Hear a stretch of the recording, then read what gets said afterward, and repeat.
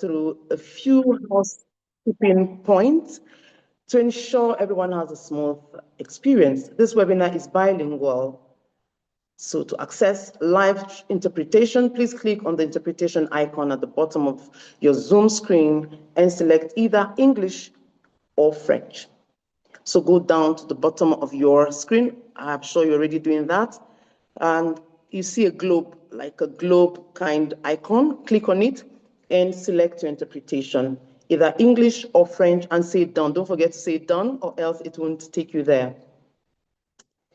We also kindly ask all participants to keep your microphones muted throughout the sessions. If you have questions, kindly drop them using the Q&A box. Check the down, you see somewhere written chat if you're using your mobile device. If you're using your laptop, just check for the chat room and drop your questions, comments, or even messages, as there will be dedicated time for questions to be taken and answers to be provided. Thank you all for joining us and for being part of this important conversation.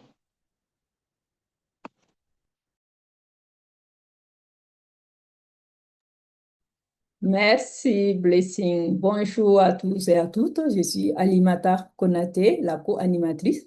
Avant de commencer, voici quelques informations pratiques pour que tout se déroule au mieux.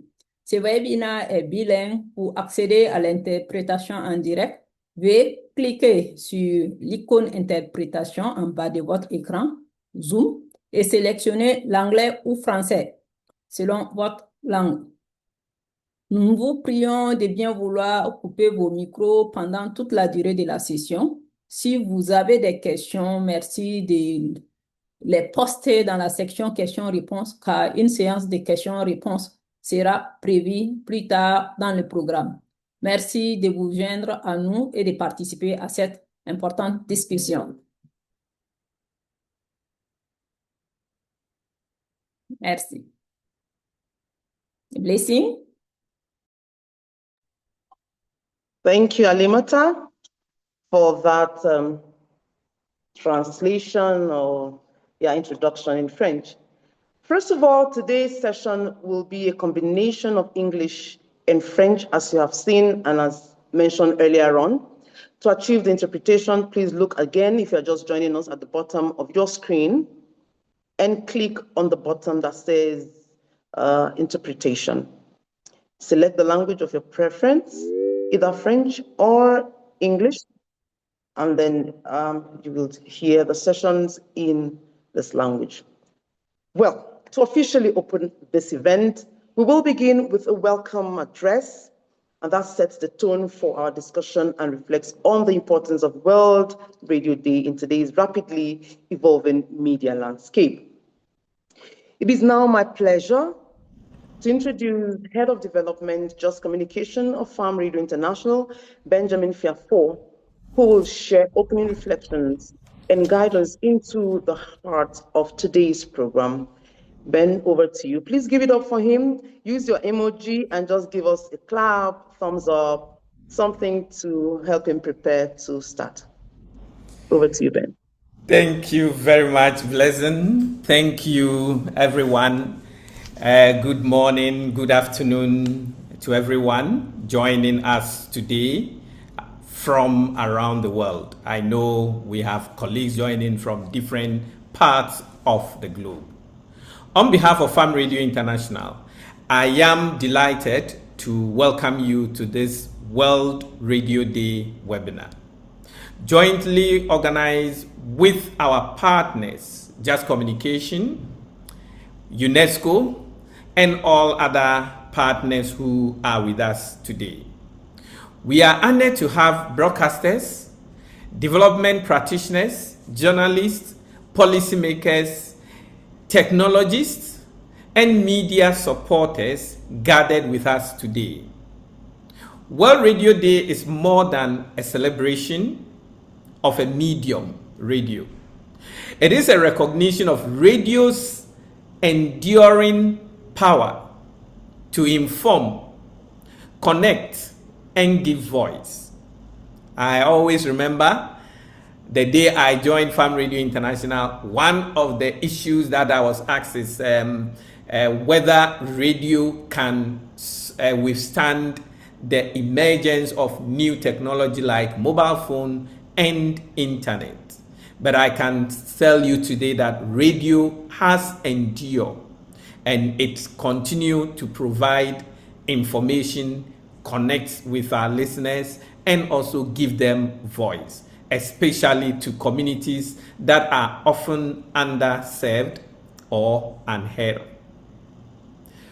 For Farm Radio International, this day resonates deeply with our mission.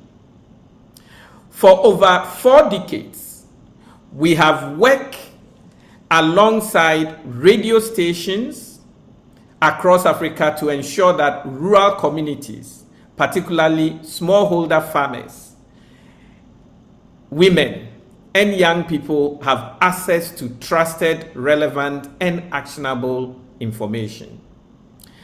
This year's theme, focusing on radio in the era of artificial intelligence, invite us to reflect on both opportunities and responsibility.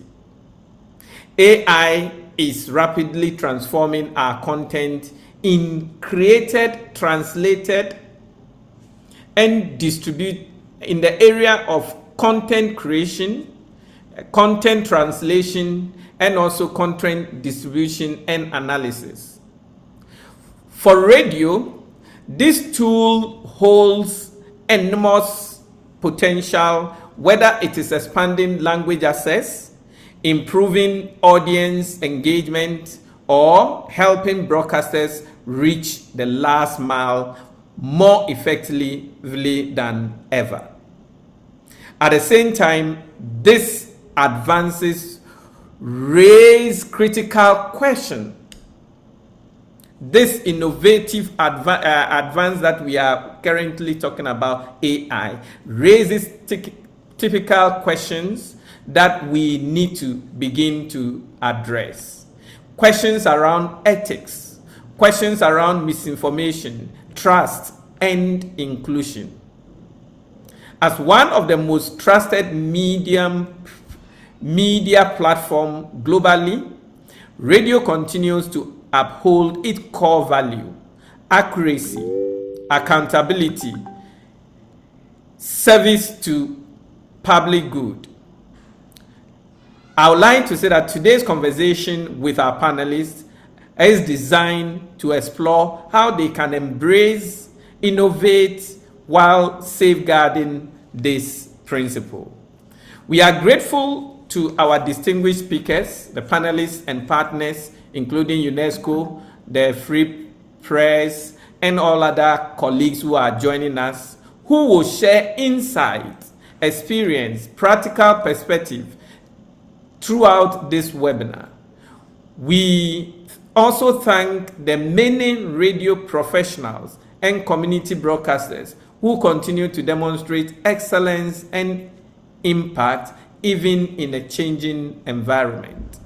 To end my welcome address, we want to say that today's engagement is to encourage you to think not only about AI as a technology, but also about people, the listener, the communities, and the voices that we serve with our radio program. Let's think about them. Let us use this moment to learn. I believe we are all here. Let's use this moment to learn, to collaborate, and to imagine a future where radio remains resilient, inclusive, and transformative with the use of AI. Thank you for joining us, and once again, welcome to the World Radio Day. Thank you.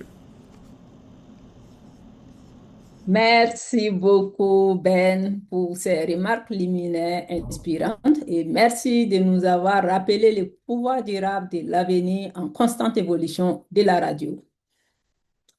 La Journée mondiale de la radio est reconnue et célébrée dans le monde entier sous l'égide de l'UNESCO.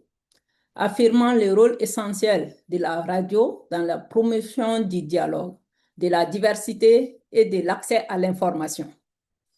Aujourd'hui, nous avons le grand honneur d'accueillir un représentant de l'UNESCO. En tant qu'invité d'honneur, il est actuellement spécialiste du programme au bureau de l'UNESCO à Accra. Veuillez accueillir avec moi M. Yacoub. M. Yacoub possède plus de 20 ans d'expérience professionnelle dans les secteurs des médias, de l'information et de la communication, avec une expertise particulière en communication pour le changement social et comportemental. Son parcours professionnel est illustré par son poste de reporter à TV3, où il a progressivement gravi les échelons jusqu'aux fonctions de producteur et enfin responsable de la création de contenu. C'est avec un grand plaisir que j'invite notre distingué invité d'honneur, M. Abdul Hamid Yacoub, chargé du programme national en communication et information, à prendre la parole. Merci.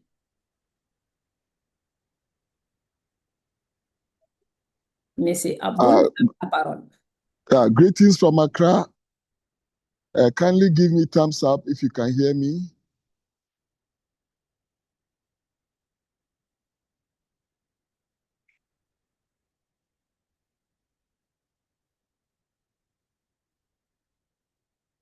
Okay, thank you very much.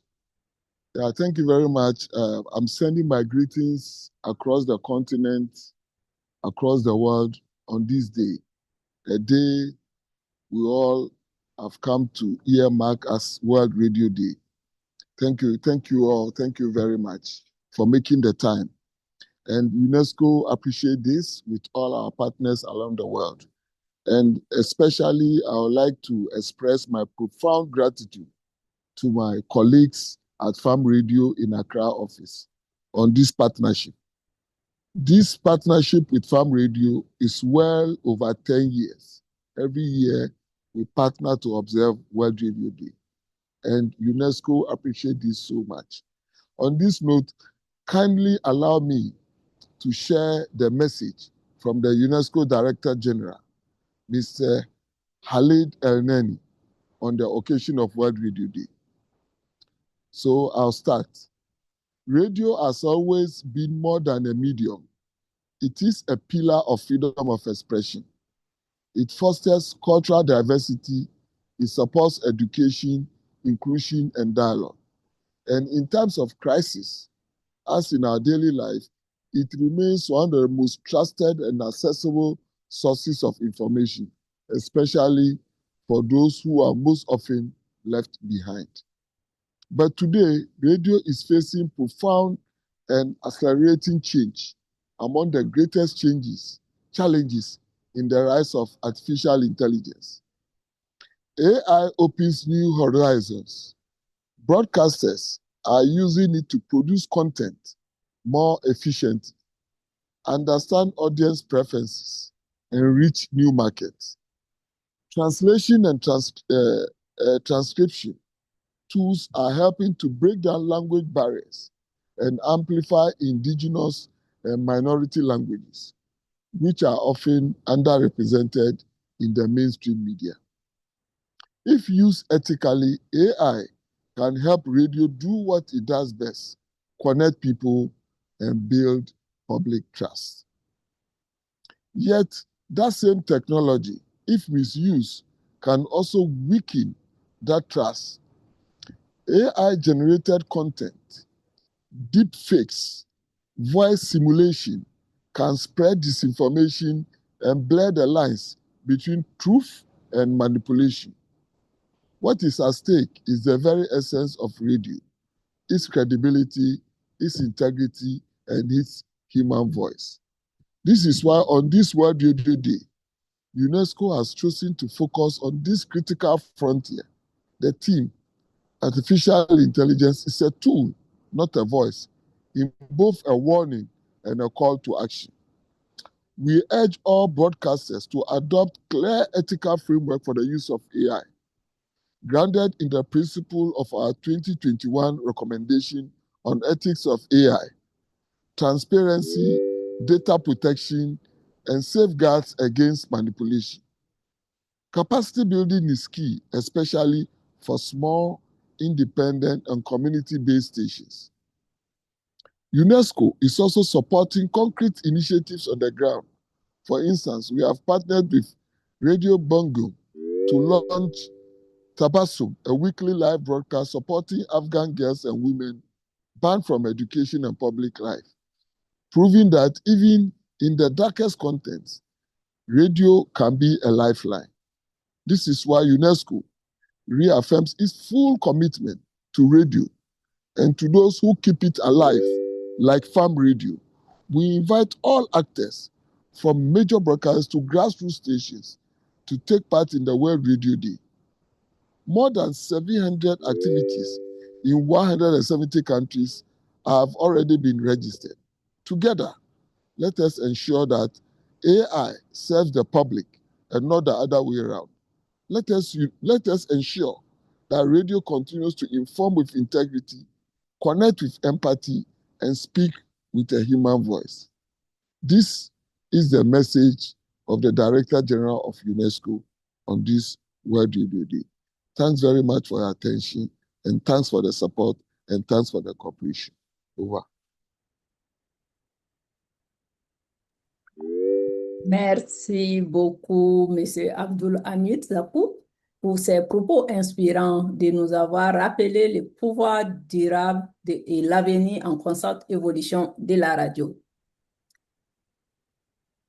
À présent, nous allons maintenant visionner une courte vidéo réalisée par notre équipe afin d'introduire les discussions qui suivront.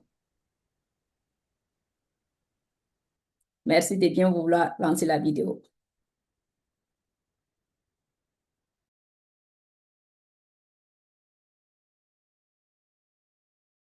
Chaque station radio ou diffuseur doit entendre ceci. Voici 5 façons intelligentes dont les diffuseurs utilisent déjà l'IA. Qu'en est-il pour vous? Premièrement, le nettoyage audio pendant le montage. L'IA élimine les bruits, les silences et les mauvais sons en quelques secondes. Les outils d'IA peuvent supprimer les bruits de fond, les vents ou les bruits de générateur. Votre voix reste humaine et votre son devient premium. Numéro 2. L'IA peut créer de la musique et des jingles. Elle peut également transcrire des interviews enregistrées. Numéro 3. Le journalisme assisté.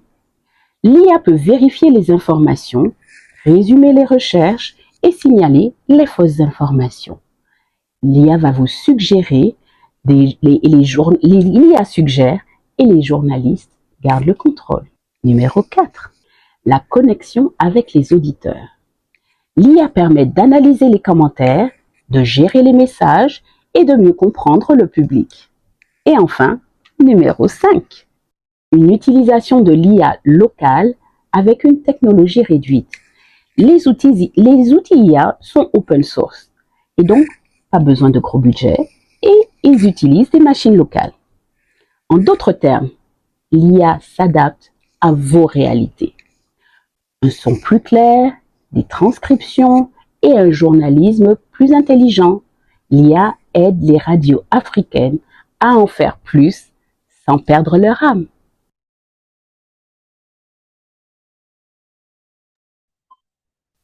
Every radio station or broadcaster needs to hear this.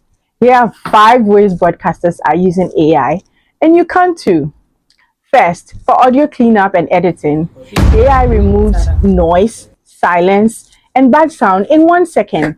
AI tools can remove background noise, wind or generator sounds. Your voice stays human.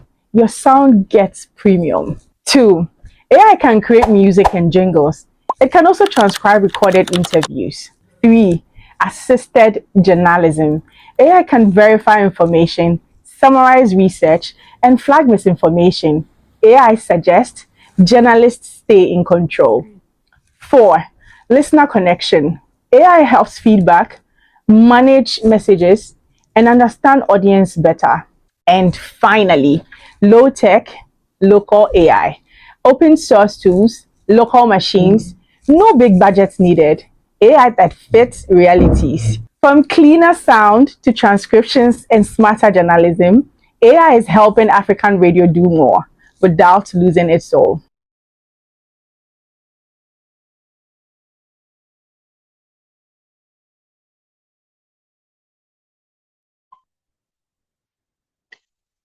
Excellent. Thank you so much for that video. I'm sure that broadcasters in the house are learning a lot from already those videos that we just watched right now. Yes, so if you're just joining us and you're not sure of which room you belong to, just go right into the interpretation room, check the bottom of your screen, you would get the interpretation, select French or English, and you'll be able to follow us as we go. So moving on, and I must commend those of you introducing yourself in the chat room. Great. And you can also drop questions. Also, I'm already learning, and I'm sure you're already learning also. Thank you so much. Moving on, I just want to move to the next theme address as we commemorate World Radio Day this year. Its theme challenges us to think deeply about the future, specifically how artificial intelligence is transforming radio production, content distribution, and audience engagement. To help us explore this theme, we are honored to hear from Mansour Hussain, who will deliver our theme address. His insights will help frame the discussions that follow and guide the conversations in both opportunity and responsibility. Mr. Mansour is the media innovation and AI product leader focused on building practical technologies that strengthen journalism and public interest information systems. He is Head of Innovation at the Center for Journalism, Innovation and Development, CJID, where he leads the development of AI-powered tools for media monitoring, verification, and newsroom workflows across the world. Mansour, you are a great gem when it comes to AI and media. So over to you right now as you share with us. Mansour Hussain. Thank you very much, Blessing. Please confirm that you can hear me. Loudly, yes. Thank you very much. And well done to the Farm Radio and Just Communication for putting this together. And happy World Radio Day to everyone. I'm really delighted to be here today. As introduced, I'm Mansour Hussain, and I'm a media innovation and AI product leader. I work for the CJID, and the radio is a very interesting platform for us that we've built a tool around, creating infrastructure for the radio. And the radio is very interesting for a lot of cases. It still remains the largest means of communication in Africa, and that just shows how the connection between the people and the radio is at the moment. And across Africa, this is an intimate relationship between the radio and the people. And this happens because it speaks local languages. It reaches people where the internet does not. It carries voices that are rarely written into policies or platforms. And, you know, for millions of people, the radio is not just media, it is a community. And today we are asking a lot of critical questions around what happens when artificial intelligence enters this trusted space. And much of the global conversations around AI are focused on scale, speed, and automation, but radio teaches us a different lesson. And in African context, value is not created by doing things faster. It's created by doing things closer to language, closer to culture, closer to accountability and the lived experiences of people. And unlike many other sectors where artificial intelligence is framed primarily as a threat, a problem, radio stands at a unique crossroad because I believe that for the radio, the promise of AI may far outweigh its dangers. The advantages of AI may outweigh the disadvantages of AI for the radio, because AI gives us the ability to listen at scale, to track discourse across stations and across regions, to transform broadcast into searchable public archives, to transcribe, analyze, and detect patterns in real time. All of these are necessary steps to actually improve what the radio already does for the people. So what was once impossible to monitor because of the transient nature of the radio, you say something and it's gone. Basically, AI is bringing in a level of monitoring, a level of archiving into that. And what was once dependent on our memory can now be preserved as evidence. And for misinformation on the radio, I think in previous years, bad actors understood that, you know, when you say something on the radio, it's gone. Months later, people don't even remember where it came from, but millions of people have heard it.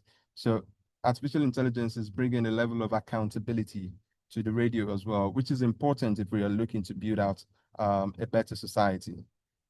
And if we guide all of these by ethics and strong editorial judgment, AI does not diminish what the radio does. It actually strengthens the capacity to serve the public.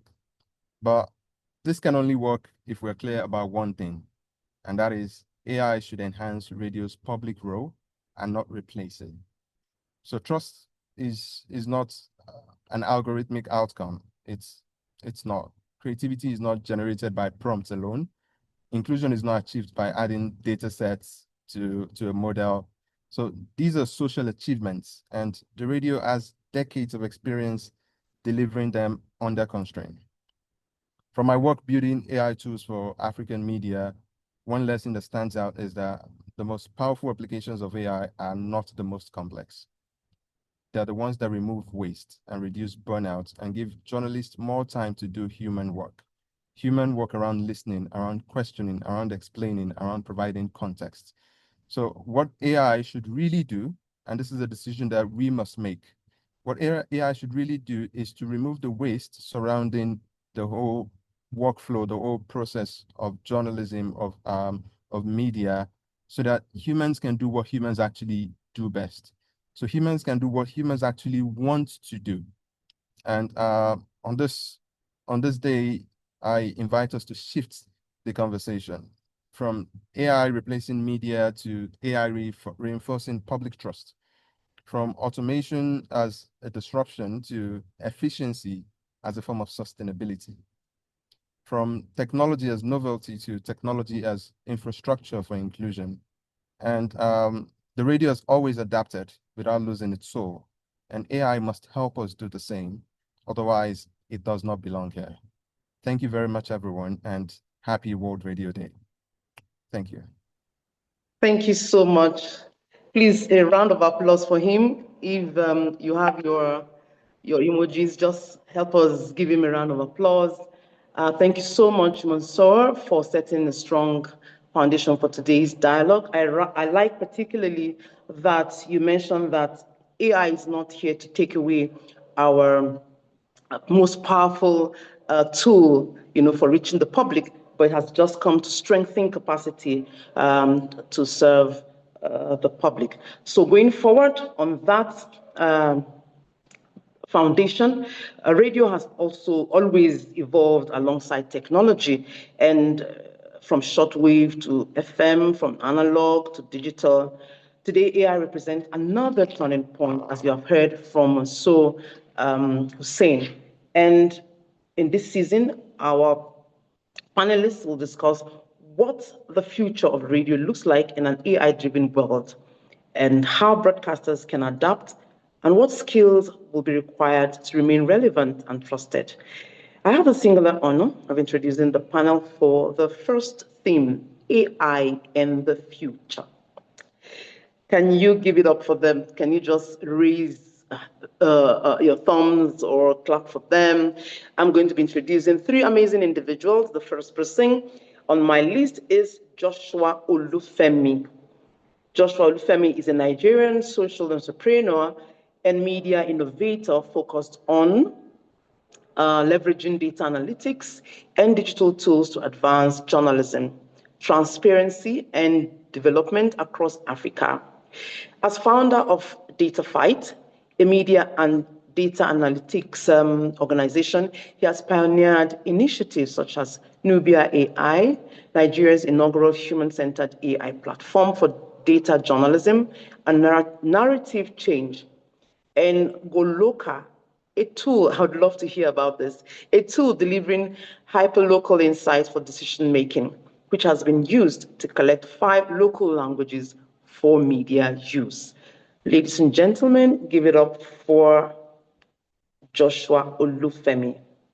Second on my list is Dr. Nilante Hayward Mills.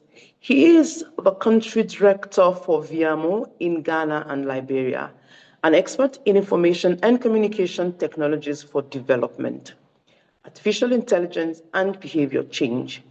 Over the past decade, he has led the design and deployment of large-scale digital and mass media programs across Ghana, Nigeria, Liberia, Ethiopia, and Rwanda. That's a lot, spanning financial literacy, health, social protection, and youth empowerment. He'll be presented by the head of programs Viamo, Seth Gogo Egwe. Please give it up for him. Next on my list is Neville Mena, co-director of Brains Incorporated Limited. Neville Mena is a seasoned journalist, media leader, and communications expert with over 25 years of professional experience in print and electronic media. He's currently the managing partner, co-director of Brains Incorporated Limited, a media and communications company engaged in publishing, media training, consulting, and mentoring, media facilitation, strategic communications, and media research. Ladies and gentlemen, give it up for him also as they prepare to take this round of questions. Dear panelists, you have 1.5 minutes to kindly address one of those questions as I throw them up to you. They are going to be you're going to be having 3 questions each to respond to. So in these 3 questions, you have at least 1.5 to 2 minutes to answer. So I'll start with Joshua Olufemi. AI is transforming how content is produced globally. How do you see AI reshaping radio production and broadcasting in Africa over the next 5 to 10 years? Over to you.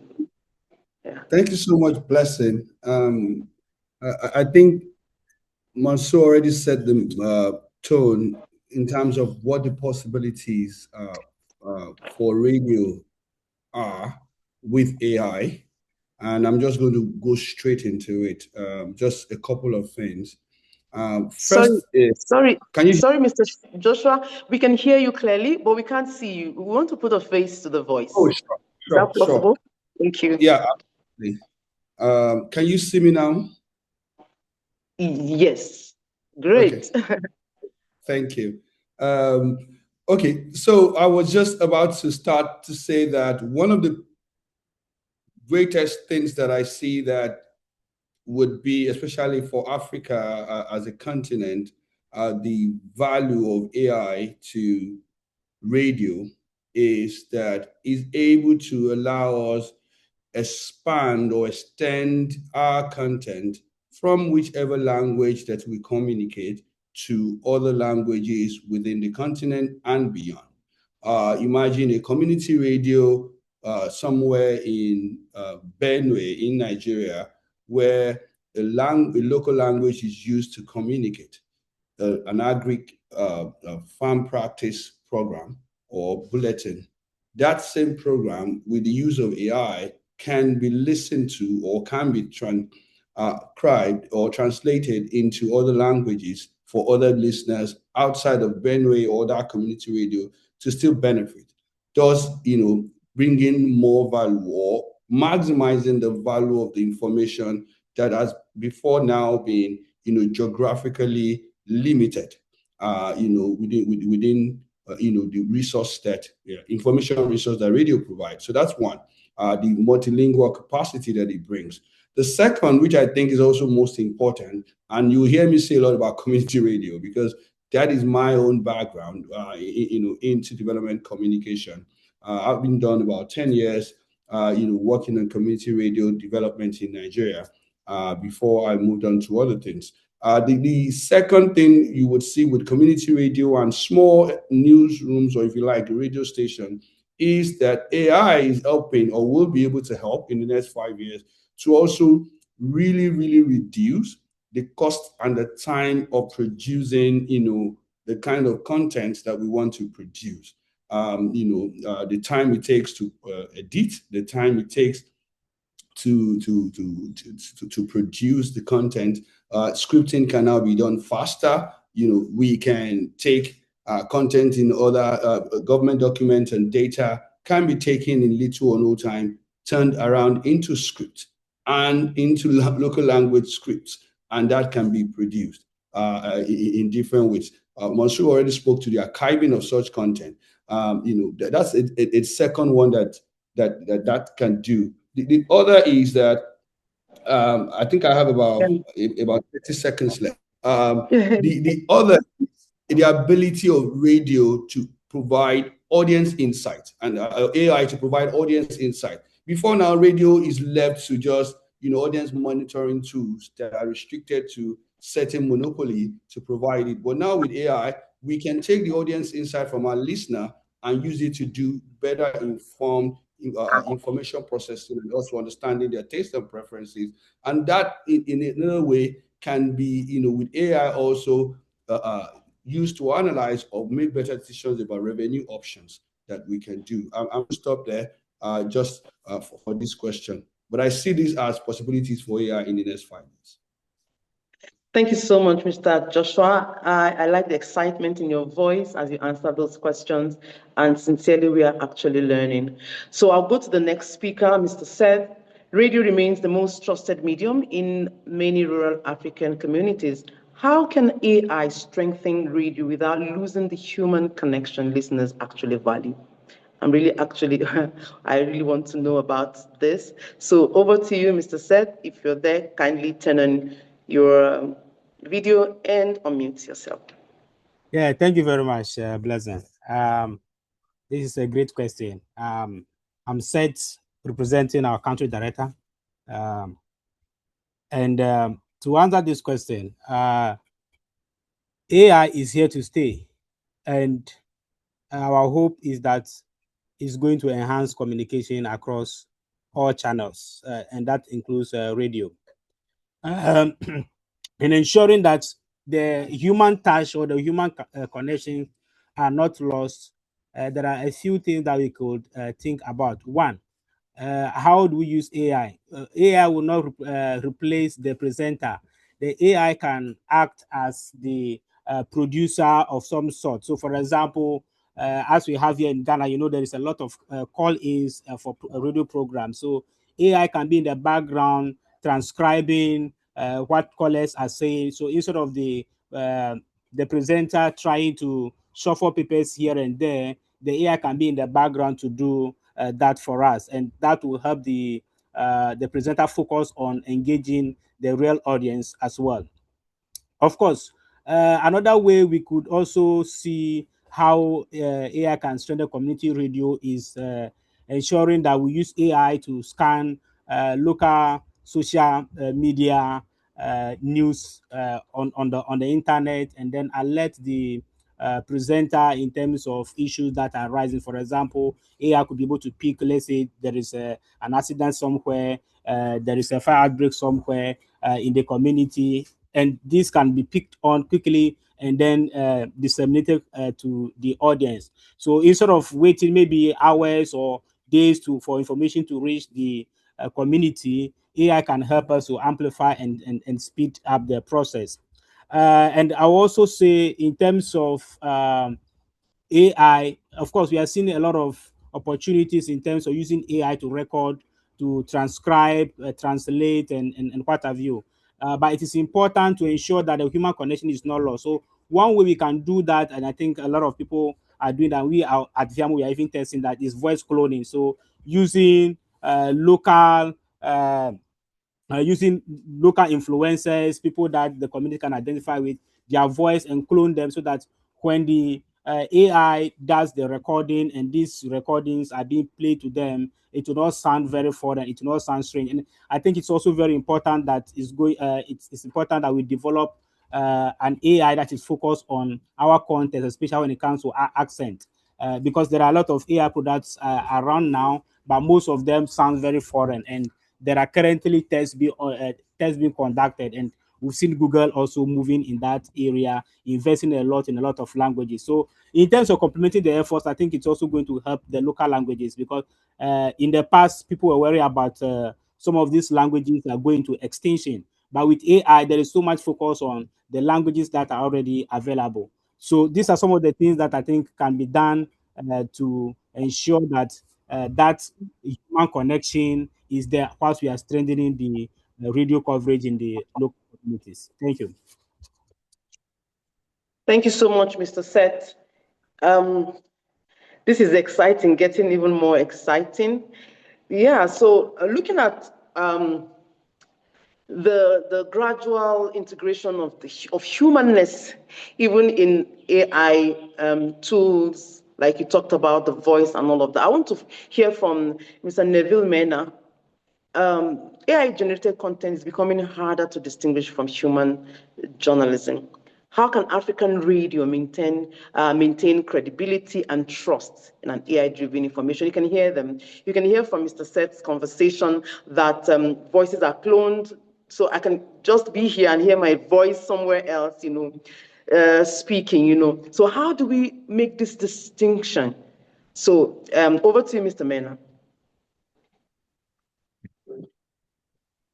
Thank you. I think you can hear me.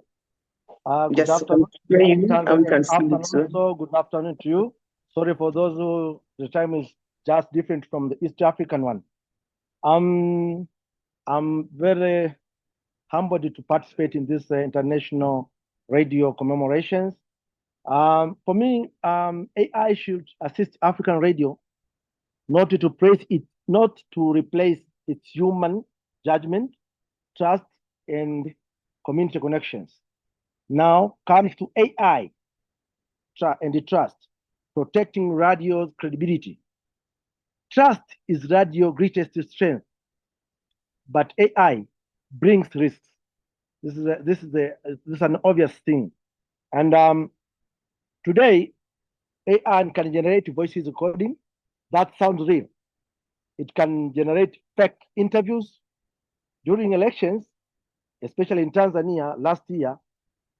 Misinformation was there, especially through WhatsApp voice notes, and many listeners treat radio as official truth.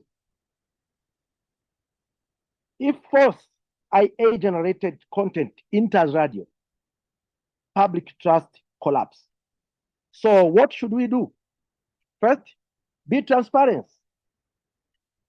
If a station uses AI for translation or script drafting, it will say so clearly. If synthetic voice is used, you declare it. So transparency builds trust.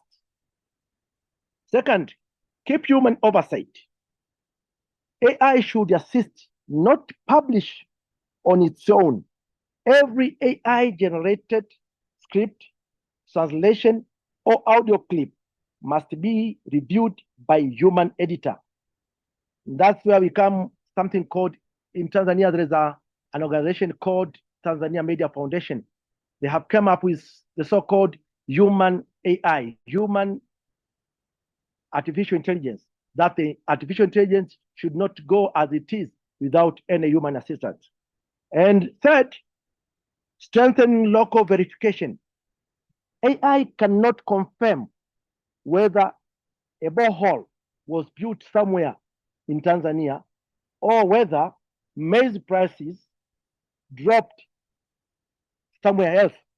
Only local reporters can verify that on the ground. So community journalism remains our strongest defense against any misinformation.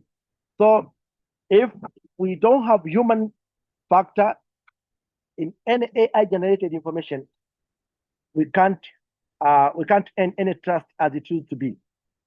And the last one, use of AI voices ethically.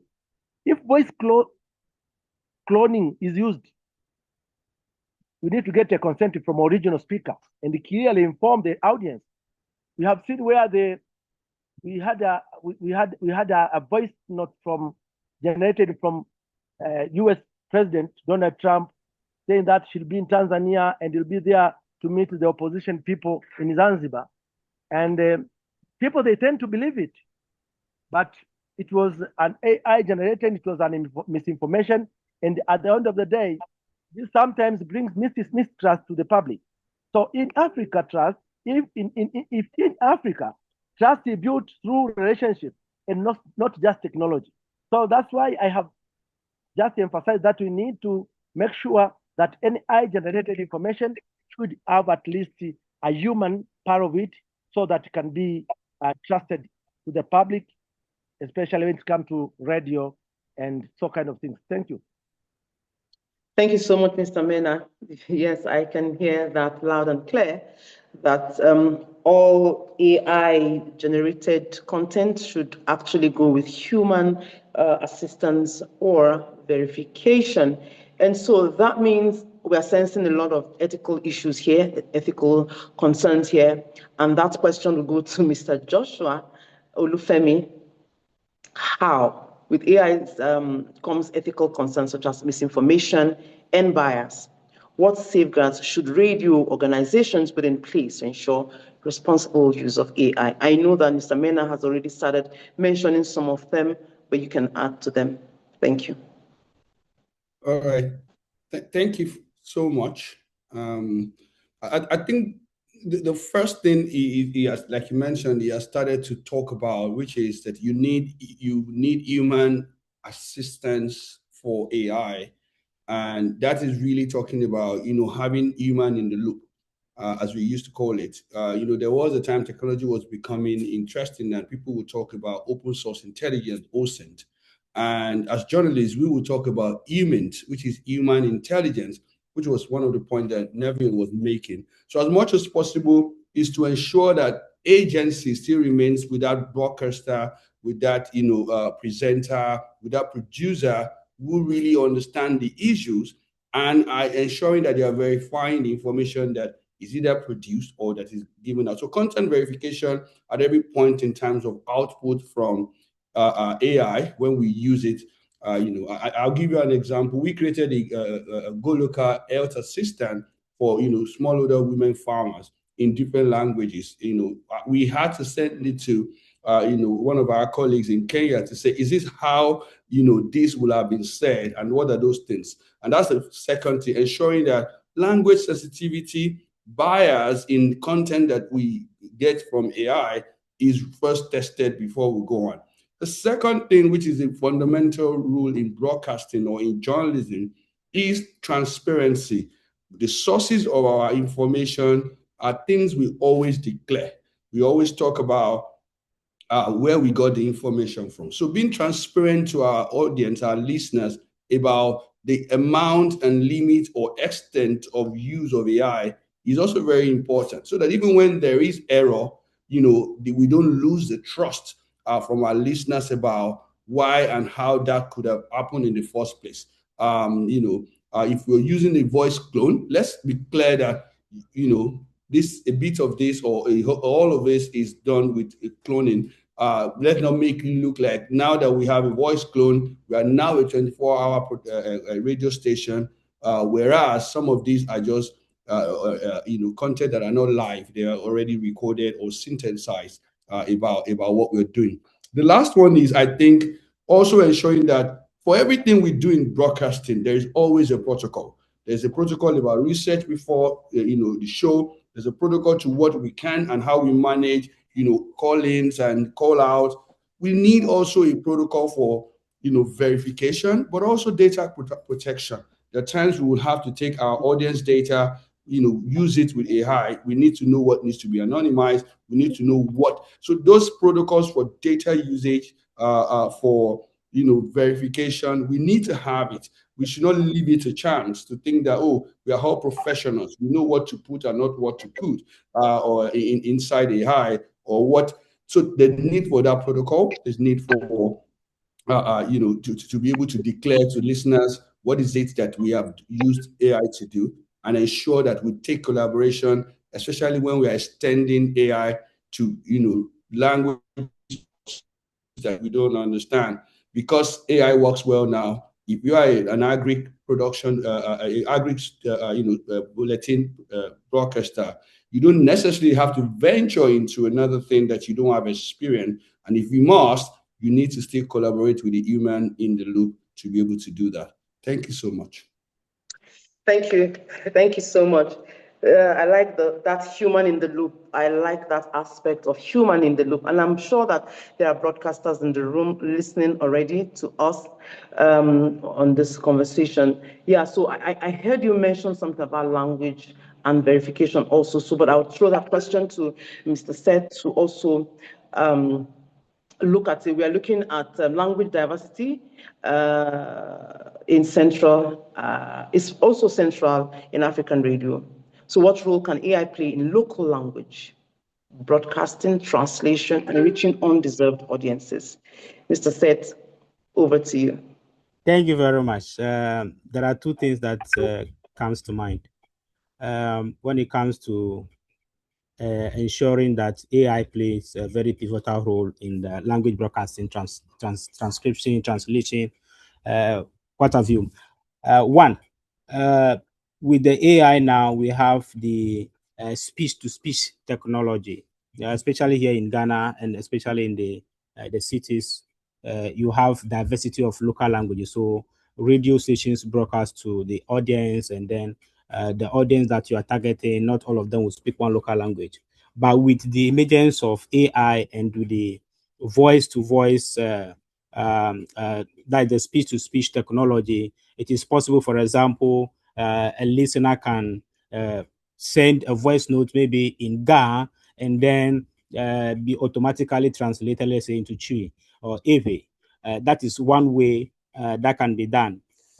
Also, we all know that most of the news that we receive, or most of the news that we have available online, are in English.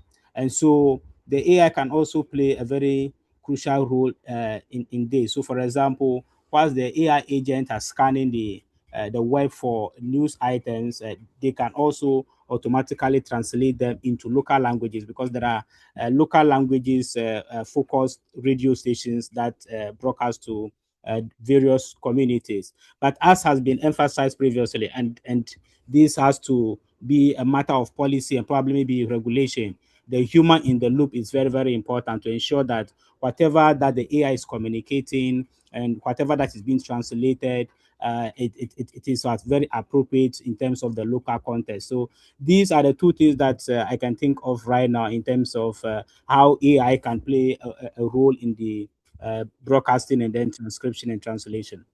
Over.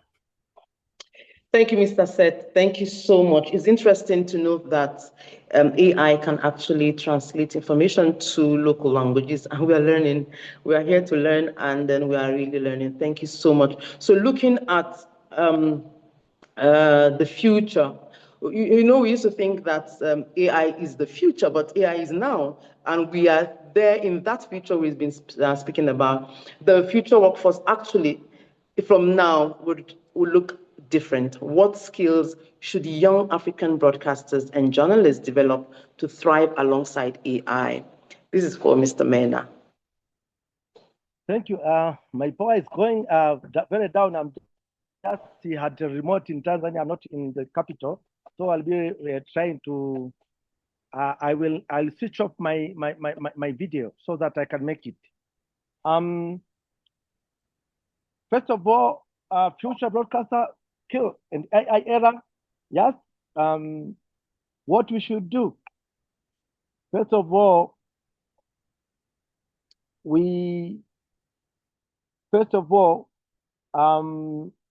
AI will not replace journalists, but journalists who refuse to adapt may struggle.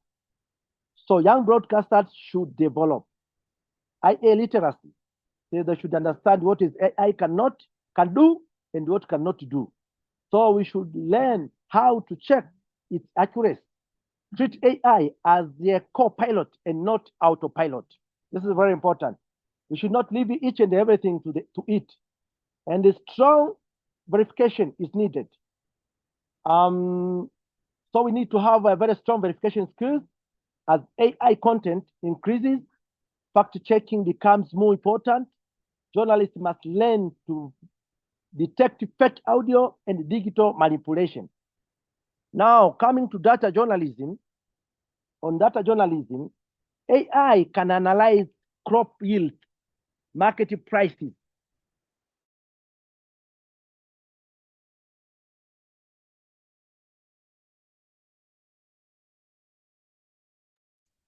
I think we lost Mr. Mena's voice for repeat.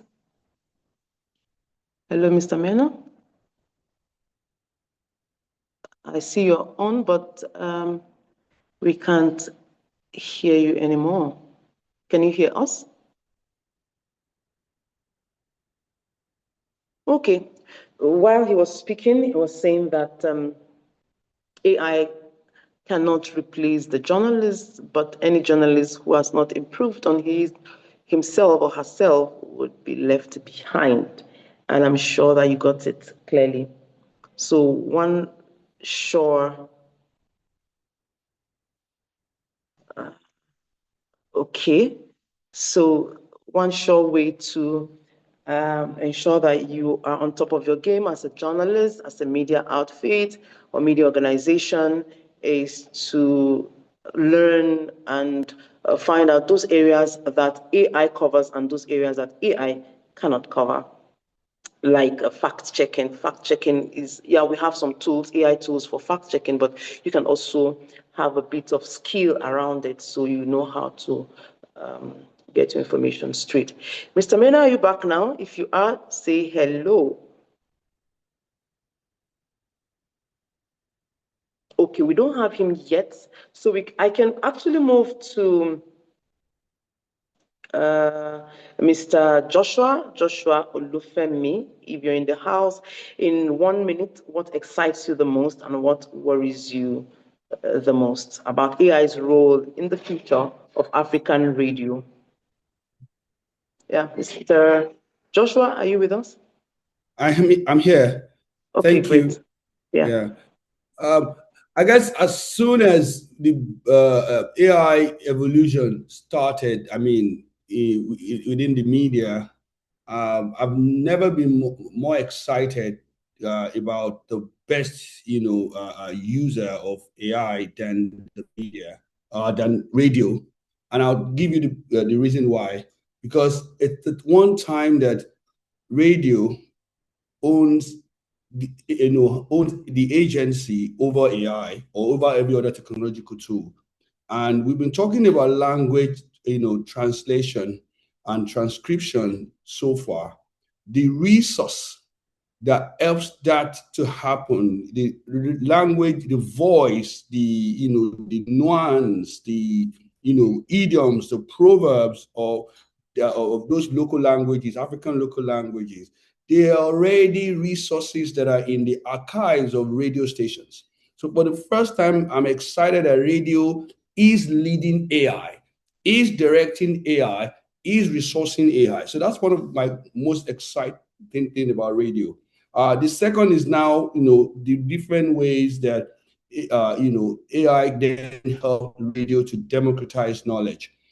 Documents, data. When we started Data Fight in 2020, 2021, we're going across Nigeria telling radio stations on how to use data in their storytelling or in their broadcasting. AI has made that easy. You can put a data set, take a polling, agri price data and put it into a tool, and you have the script, you have the voice, you have, in different languages, and that data can now be democratized and turned into great resource for various listeners across the continent. So the democratization is another thing that excites me, and which is why we created Nubia, We have a Nubia tool, Nubia AI, that if you put a data set in it, gives you the audio, video, podcast, ready to use, and even infographics to do that. What worries me, I think, is the more exciting it is the fear that we may over-automate things that are supposed to be, left for humans, right? Let's not automate, that idiom, that nuance, that, the power of radio broadcasting is in, how we animate the content. I think that still needs to remain, that needs to be retained. And the second thing that worries me, we've spoken about it over and over again, is the deep fix. Especially in fragile moments. Some of the things we're seeing, Africa is becoming more fragile because of, I don't want to say it, but irresponsible actors, and both within the state and non-state actors. So that ability to weaponize the deepfake and put it, in things, I think is the second thing that worries me about it. Thank you. Thank you so much. Like I said earlier, I like the deep passion with which you do your job and you have in-depth knowledge. Yeah, you are excited that radio is actually leading, directing AI. I'm excited about that too, but we need to also learn how to use the tool.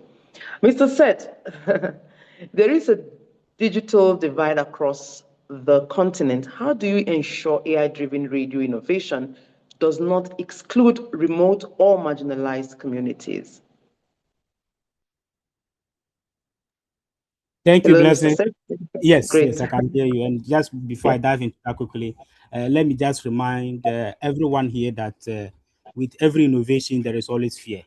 In 1885, when the telephone penetration in Sweden was the biggest in the world, people were very fearful of it. People thought it would attract evil spirits. And some, as it evolved, some thought that it was going to also lead to job losses, just like we had the internet during the 1990s, and there were a lot of people who were very fearful. But as technology evolved, I mean, new jobs come, the old one will go away, but there will always be new opportunities. In terms of the digital divide, at Viamo, in fact, that's one of the things that we do, but we handle it in terms of the IVR, trying to reach the underserved through our mobile solutions. But in terms of radio, yes, AI hardwares don't come very cheap. You need connectivity.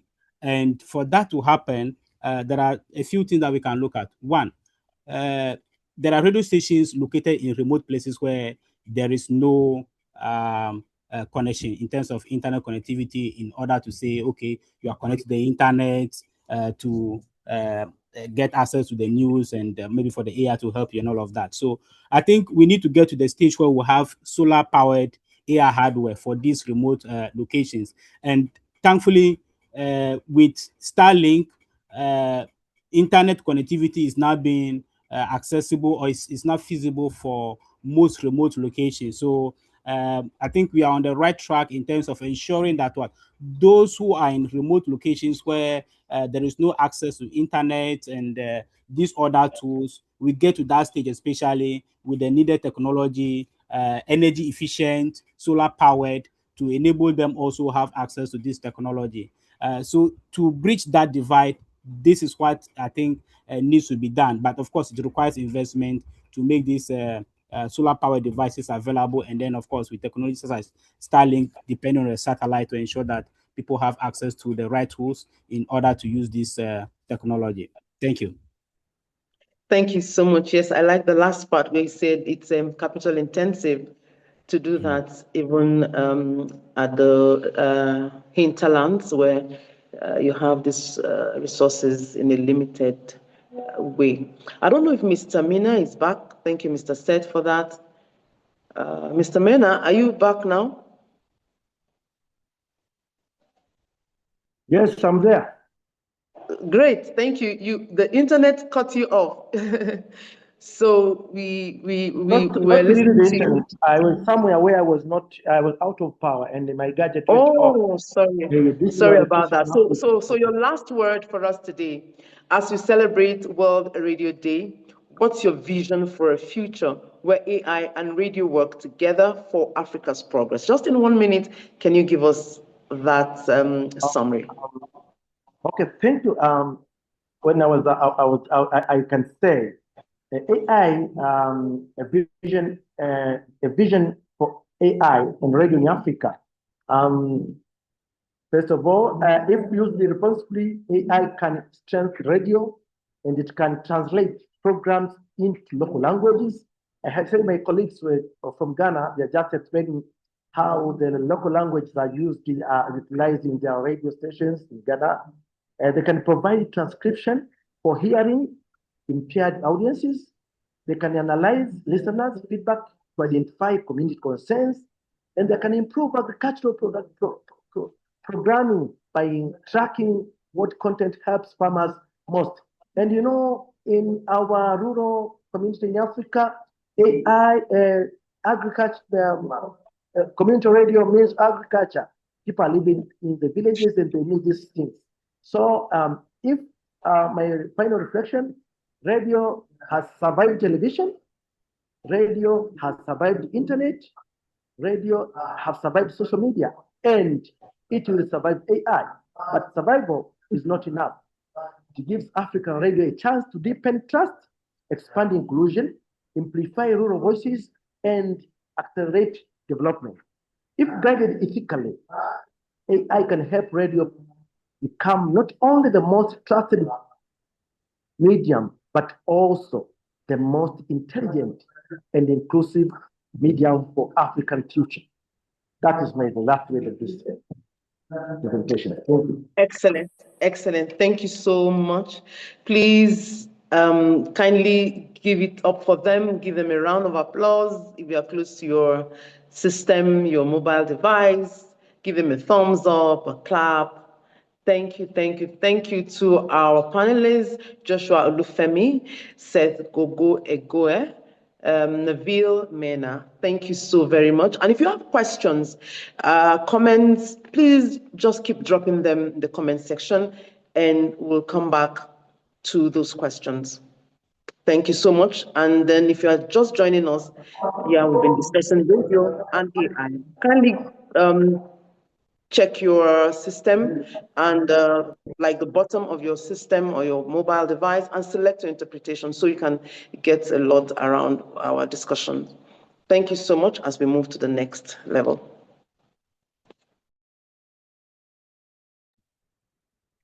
Merci, Blessing. Merci à nos intervenants pour les perspectives novatrices. Là, nous allons... OK.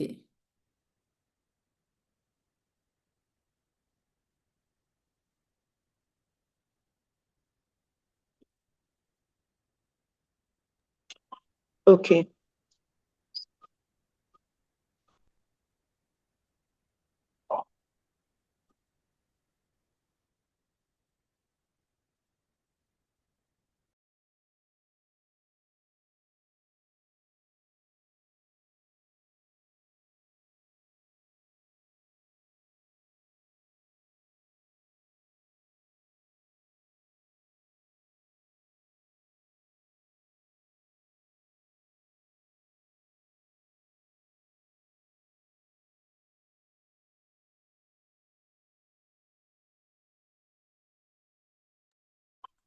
Okay. While we wait for Alimata, Sarah? Yes. Yes, please go ahead if Mary's ready.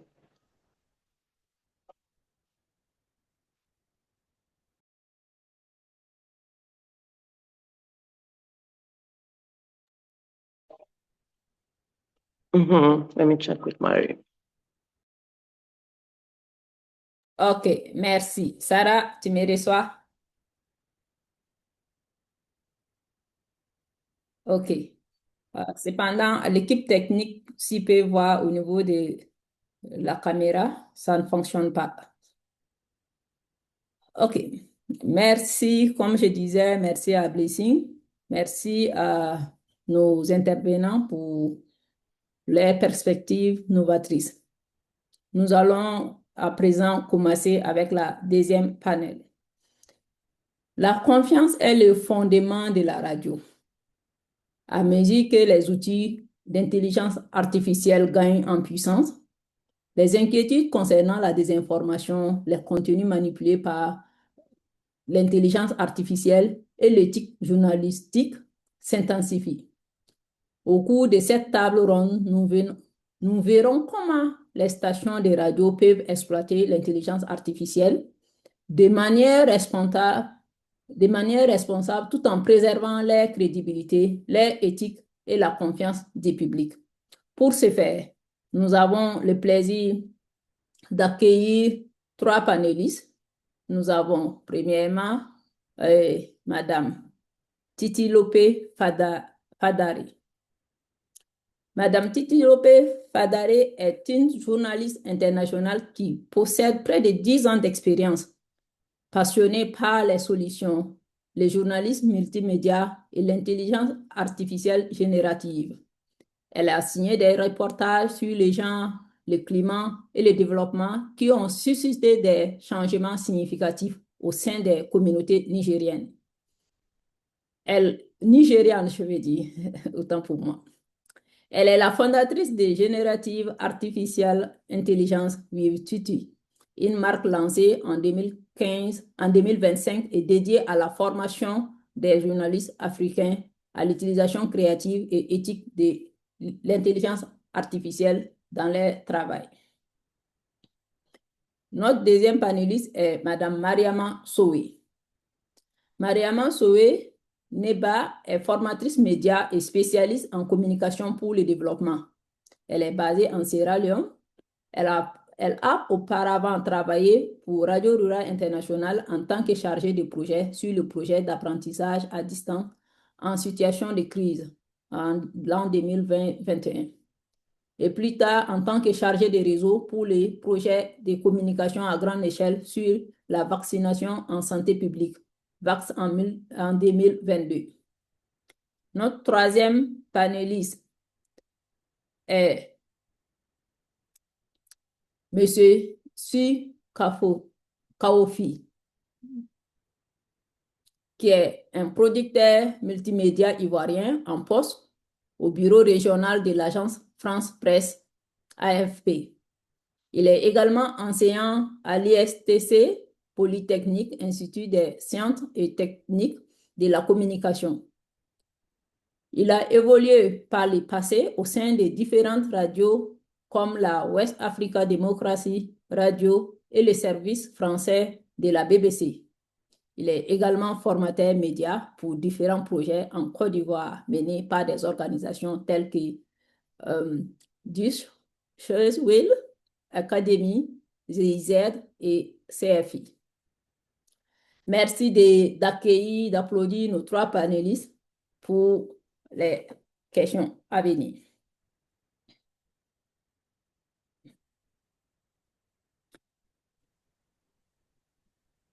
Alors, l'un des principaux atouts de la radio est sa capacité à toucher les populations les plus éloignées. Dans cette session, nous nous concentrons sur des outils pratiques tels que la traduction, la technologie vocale, l'analyse des données qui peuvent aider la radio à mieux servir la communauté marginalisée. Notre première question va à l'endroit de Madame Titilope Fadare.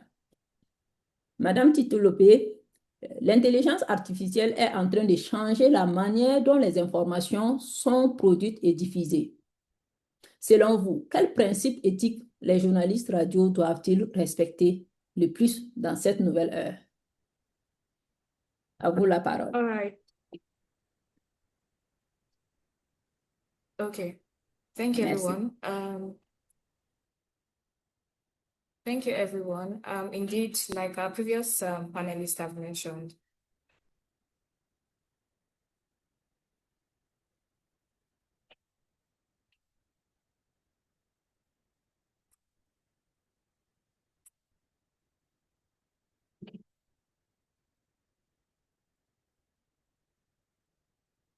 all right, thank you very much. So like our previous panelists have mentioned, they've mentioned different ways in which journalists are beginning to use AI and particularly in radio, we have transcriptions, translations, audio cleaning, but there are also great areas that are emerging. We're seeing things like voice cloning, which some of our panelists have also mentioned, and sometimes cloning a reporter's own voice so bulletins can be produced quickly when they are not physically in the studio, or using AI-generated voices for short news updates. In some cases, these choices they are made for efficiency. They're not created for bad intent, but it also raises important ethical questions.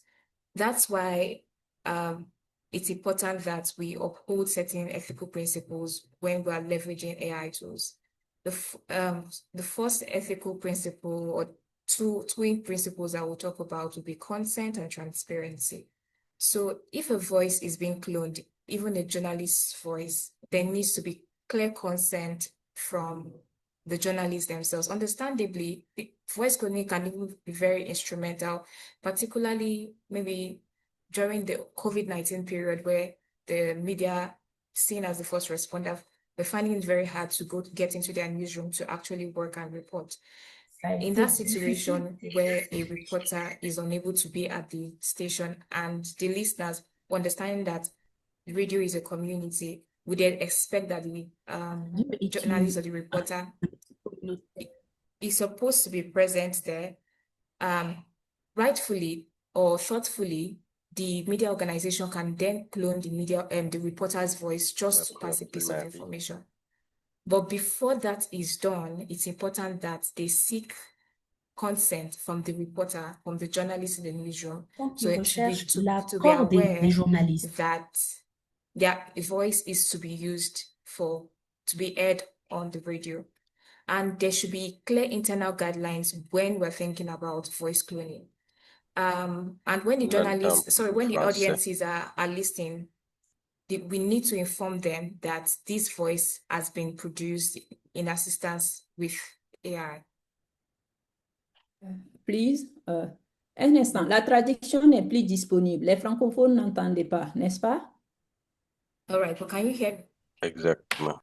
Somebody Okay. L'équipe technique, est-ce que vous pouvez voir la traduction? Right. OK. Parce que côté francophone, on n'entend plus.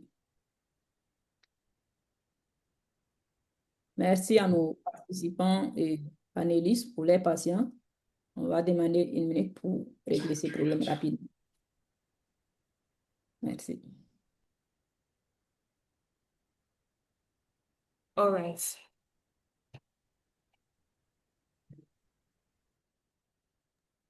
Oui. Can I go ahead? De mieux en mieux. Oui, c'est bon. Si vous pouvez parler un peu plus fort pendant la traduction pour permettre à nos participants. Là, c'est mieux. Maintenant, c'est mieux. All C'est right. beaucoup mieux. All right, thank you very Okay. much. So I initially mentioned Yes. the issue around consent and transparency. It's important that the journalist whose voice is going to be cloned should be informed that their voice is going to be used, so that there won't be future consequences or backlash as a result of it.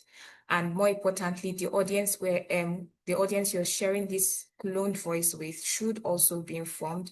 Say this bulletin was produced with AI assistance, or this voice is AI Désolé, generated. I mais think is the least ça, we c'est can do. entrecoupé. Another ethical principle would be verification before broadcast. Say if AI can, thankfully we have AI tools that can now transcribe our interviews. Then I know one of the Désolé, Marie, la voix est entre. I don't know if to continue or to. Please. One moment. Sarah, est-ce que tu peux peut-être aider à prendre le relais parce que voilà, parce qu'il y a un problème de traduction. Nous avons raté l'intervention de Madame Titi Loupé, mais pour passer dans le temps, voilà. Merci. OK. OK. Elle peut continuer. Elle n'avait pas terminé. Elle avait terminé puisqu'on n'entendait plus. All right. So for those that were not able to hear me, the first ethical principle I mentioned, or the twin ethical principles that I mentioned, was consent and transparency, which is what some of our previous speakers had mentioned. That if a reporter's voice is going to be cloned on air, it's important that the reporter is aware that their voice is going to be cloned. Understandably, voice cloning can be good, particularly in emergency situations where something has to go on air and there's the reporter that is supposed to be on duty is unable to, present. And so in that particular case, you can make use of it. But the audience has to be aware that this particular bulletin was produced in assistance with AI, or the voice they are hearing is AI generated. I think there's no excuse to that. And also that the reporter is aware that their voice is being cloned. Another ethical principle to uphold is verification before broadcast. Thankfully, when I started my journalism work, one of the tasks that I hated to do was transcription, because you would interview for like 2-3 hours and then you have to sit there and manually type. But thankfully, we have AI tools that can transcribe in seconds and minutes. But the thing is, for us to be able to make use of certain output produced by AI, it's important that we verify and we verify and cross-check everything that has been produced. So you can imagine if you've already, transcribe a particular piece from maybe a government official and you want to read it out on air, and then instead of saying read, that's R-E-A-P, the AI tool transcribes it to R-A-P-E. And then depending on the context, you can imagine how damaging that would be. So in as much as we're going to be making use of any AI tool, it's advisable that we cross-check anything that it gives to us. So we are not found in a situation where our trust is being eroded. Thank you. Great. Thank you so much, Titi Lokwe, Fadari. We appreciate you, and thank you for bearing with us on all the technical issues. Alimata, are you still there, or Sarah? So we can keep it maybe in 1 minute, all the discussions, questions, and answers in 1 minute. Is that okay, Sarah or Alimata? Oui, nous allons poursuivre. Merci à l'équipe, aux participants et participantes francophones pour leur patience avec les défis techniques. Alors, nous allons passer à la deuxième question pour nos panélistes. Je m'adresse à notre panéliste, Madame Mariama Sowe. Madame Mariama, les outils d'innovation, les outils d'intelligence artificielle peuvent faciliter le travail des médias, mais amplifier aussi la désinformation. Selon vous, quels sont les principaux risques pour les radiodiffuseurs? Madame Mariama, vous êtes là?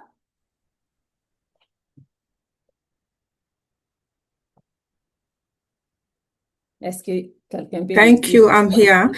The biggest risk lie in the intersection of speed, scale, and maintaining trust. So from our discussion so far, we've seen that so far radio has been the most reliable, trusted platform we have, especially in Africa, in rural communities.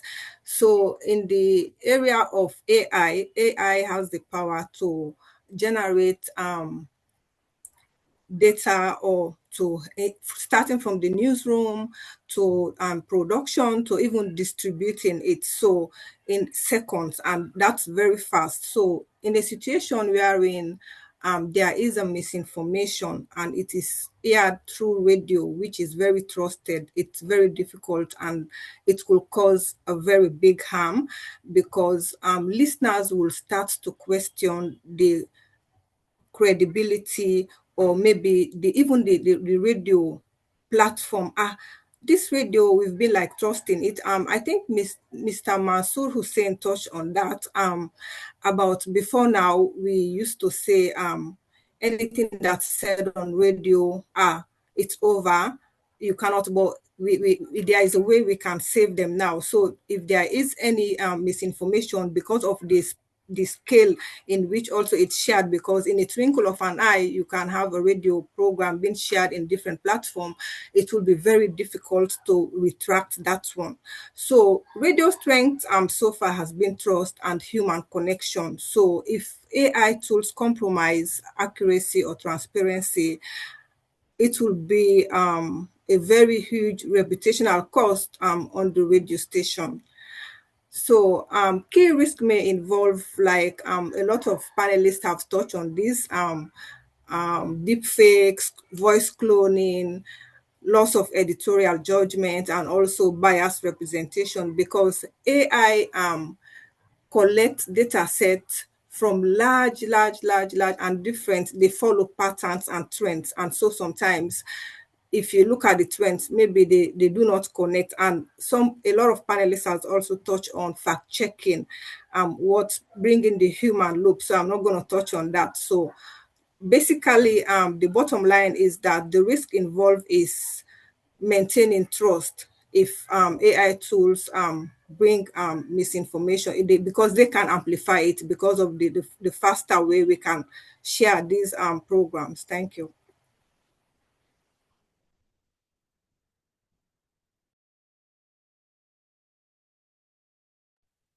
Merci, Madame Mariama Soué, de nous avoir rappelé qu'il est vraiment important de préserver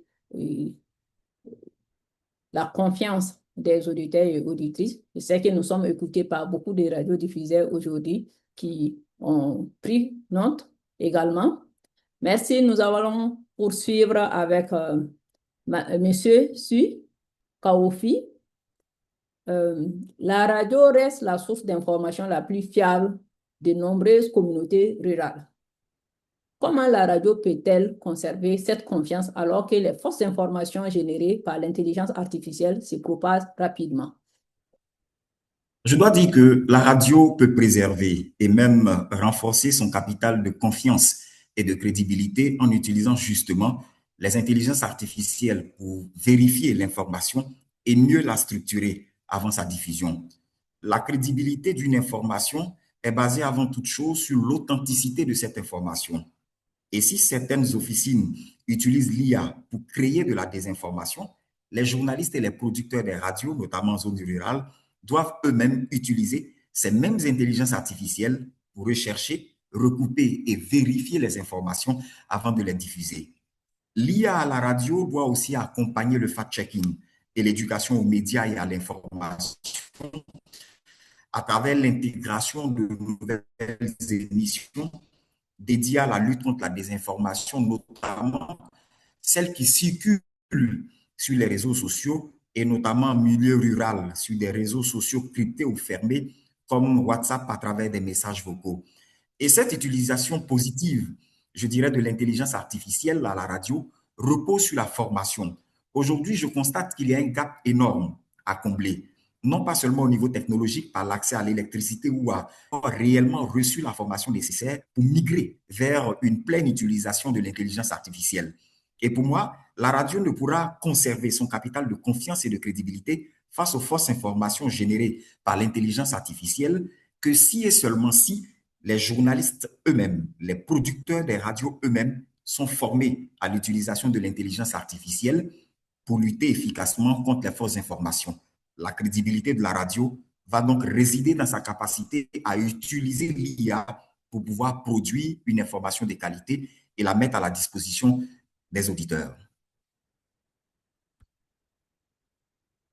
Merci, monsieur Su. C'est vraiment intéressant ce que vous dites.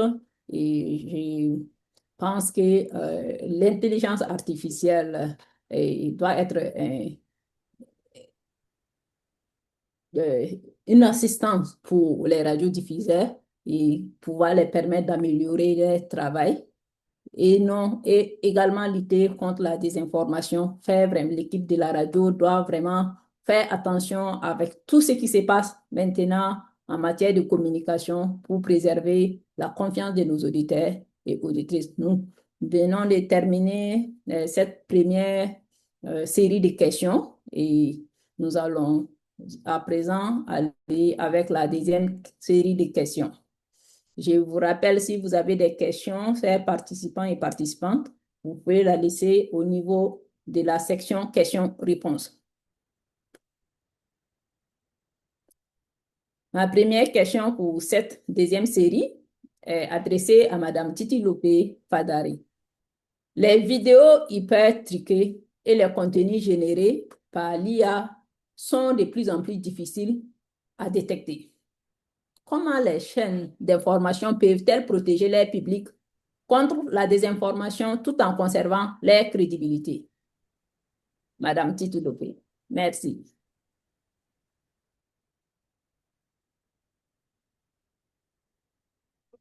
All right, rightfully so, it's becoming increasingly hard to detect AI-generated audio. It was then that when you hear an AI audio, it sounds robotic and you can say, oh, this is AI. But now, the tools are now more intelligent and they are beginning to sound more human. And so the practical first things that we could do is to slow down before amplifying.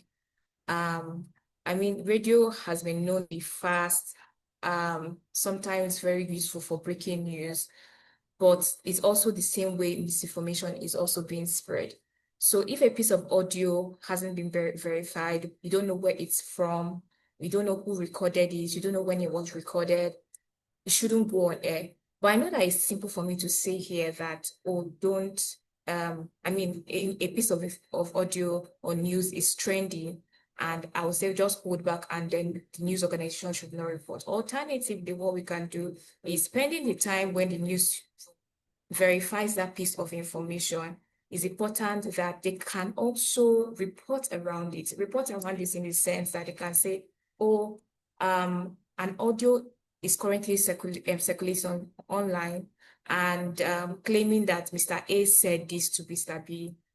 We are currently unsure if the audio is AI generated or not. We are currently verifying, but this is a piece of information that we currently know about this information.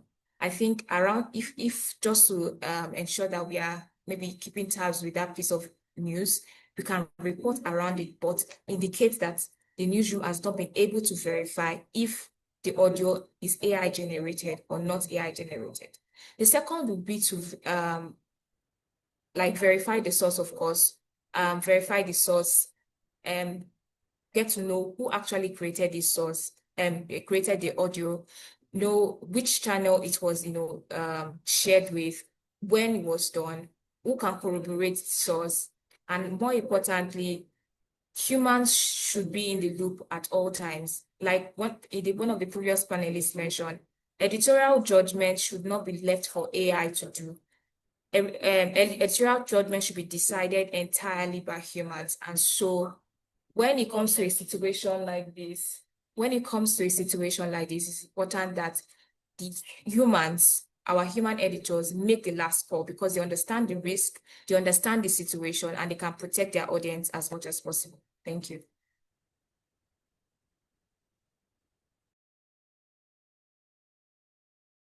Merci à Madame Titi Lopé pour ses apports très enrichis. Nous sommes un peu pris par le temps, donc nous allons rapidement passer à la... Nous allons passer à la prochaine question qui est destinée à M. Sui Kaofi. La désinformation prospère souvent là où la maîtrise... Oui, nous sommes un peu pris par le temps. Voilà, nous avons une question. Voilà. I didn't hear the question, please. Okay. Merci. Comme je disais, cette question est à l'endroit de M. Si Kaofi. La désinformation prospère souvent là où la maîtrise des médias est faible. Quel rôle la radio communautaire peut-elle jouer pour apprendre aux auditeurs à évaluer les informations en matière critique? La radio a un rôle très important à jouer et cela commence par l'introduction dans nos programmes d'émissions de fact-checking et d'éducation aux médias et à l'information. La radio est un média de proximité par excellence. Et donc, les journalistes et les producteurs des radios sont au contact des populations. Ils doivent donc évaluer les besoins des populations, identifier les fausses informations qui circulent dans leur écosystème et proposer une démarche de déconstruction à l'antenne. Sur le volet de l'éducation aux médias et à l'information, les radios doivent de plus en plus décentraliser leurs émissions et proposer des formats de proximité, comme par exemple le sketch radiophonique ou les émissions publiques sur les marchés, dans les écoles et sur les places publiques, dans les villages, pour expliquer aux citoyens qu'est-ce qu'une vraie information, comment distinguer Je pense que notre panéliste rencontre quelques soucis de connexion. image ou d'une image générée par l'intelligence artificielle et surtout leur expliquer quels sont les bons canaux de communication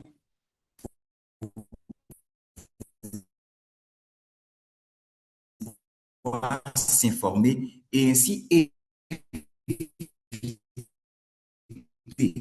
les pièges de la désinformation. La radio, face à la désinformation, a donc...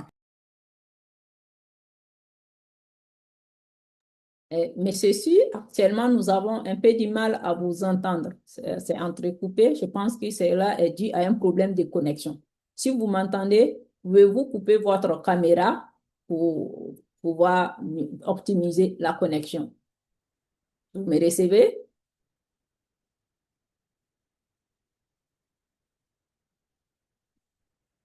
Nous l'avons perdu, donc nous allons continuer. Merci à tous nos panélistes pour avoir répondu à ces questions. Et nous allons commencer à présent avec la troisième série de questions. Okay.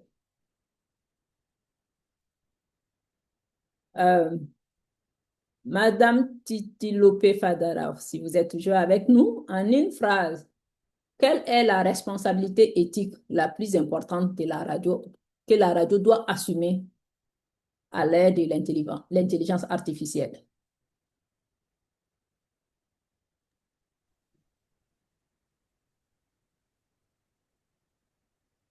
Merci. Vous avez la parole. So the one sentence I would say is radio's most important ethical responsibility in the age of AI is never to surrender editorial judgment and accountability to a machine. Thank you.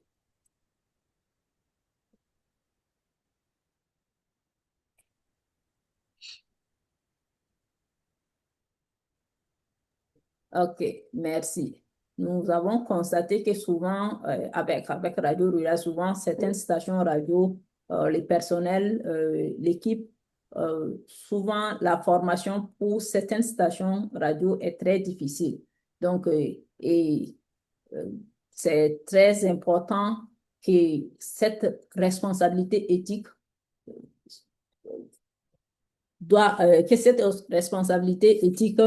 soit vraiment appliquée pour éviter la désinformation. Madame Mariama Sowe, la réglementation est souvent en retard sur l'innovation. Quel rôle les développeurs de technologies devraient-ils jouer pour prévenir l'utilisation abusive de l'intelligence artificielle dans les écosystèmes informationnels? Yes, developers are actually the people that manage, and there has been a lot of questions about who control the black boxes of these AI tools. So I think at this point, developers must ensure the safety of the users are being considered. They should also do robust testing, maybe sometimes involving stakeholders who are concerned, and also there should be a way of flagging fake news. I know some platform has started doing that. recently I uploaded an audio format and it was flagged that I don't have like copyright or so. So we are looking forward to more of those. And also during the panel discussions, a panelist mentioned about free open source softwares that we can use cost effective. More on those, especially for the media, because I already know that for human rights defenders, they have opportunities for those such opportunities. So one of those should also be available for media institutions. And also there should be detection tools. They should be free, especially for us in Africa. It's very difficult accessing tools, maybe detecting. And also there should be a way of watermarking. In one of the videos that Farm Radio shared on this World Radio Day celebration, I saw it was clearly written AI images or content. I don't remember, but yeah, we are looking forward to the technology developers bringing us in and discussing some of these tools that they introduce and also collaborating. Thank you.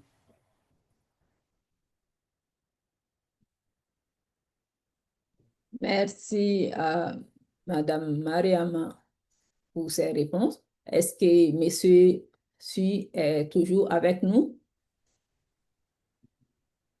Oui, est-ce qu'on m'entend mieux maintenant? Ah, OK. Alors, nous avions perdu votre connexion un temps. Alors, j'ai une dernière question pour vous. Quel message adresseriez-vous aux diffuseurs locaux travaillant concernant la confiance et la responsabilité à l'ère de l'intelligence artificielle? Mon message à destination des diffuseurs locaux qui travaillent au contact des populations, c'est surtout de se faire former et de s'informer sur l'utilisation de l'intelligence artificielle. C'est vrai que certaines intelligences artificielles avec des technologies avancées coûtent cher, mais l'initiation à l'utilisation de l'intelligence artificielle peut se faire par des outils open source. Il est aujourd'hui difficile, voire impossible de penser à l'avenir de la radio sans des hommes et des femmes qui sont formés à la maîtrise de l'intelligence artificielle. Au début de ce webinaire, une courte vidéo introductive nous a expliqué ce que l'intelligence artificielle fait déjà dans les radios. Mais j'aimerais aller plus loin en indiquant qu'au-delà de la production, toute l'automation de la programmation et de la mise en onde des radios se fait aujourd'hui de plus en plus par intelligence artificielle. Aujourd'hui, il est important de se demander non pas ce que l'intelligence artificielle peut faire pour la radio, mais plutôt de se demander ce que l'intelligence artificielle peut nous permettre de mieux faire à la radio. La radio s'est adaptée à la prise.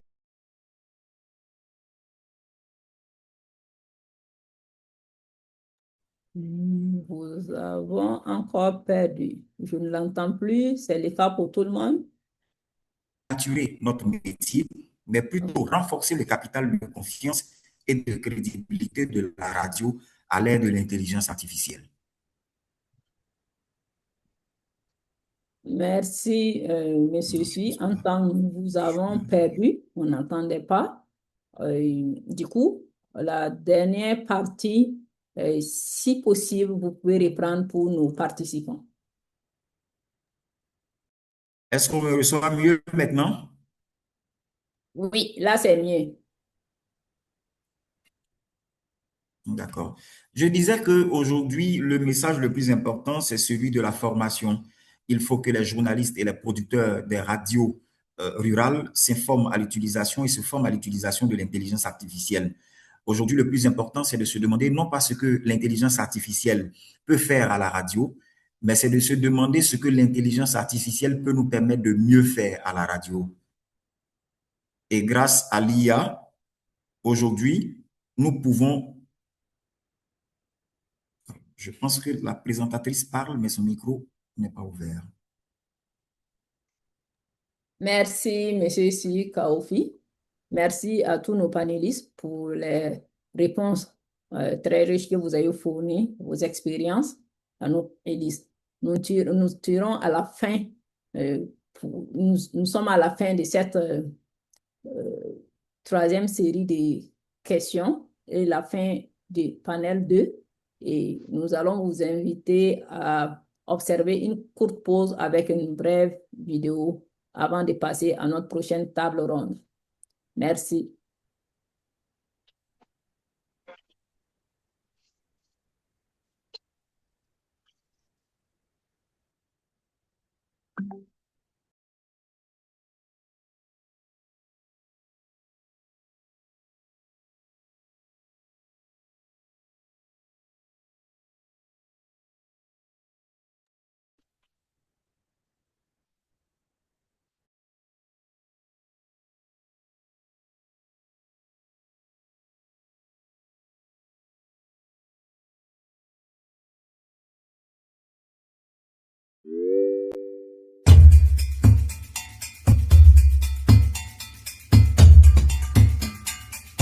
Across Africa, millions wake up each day with questions.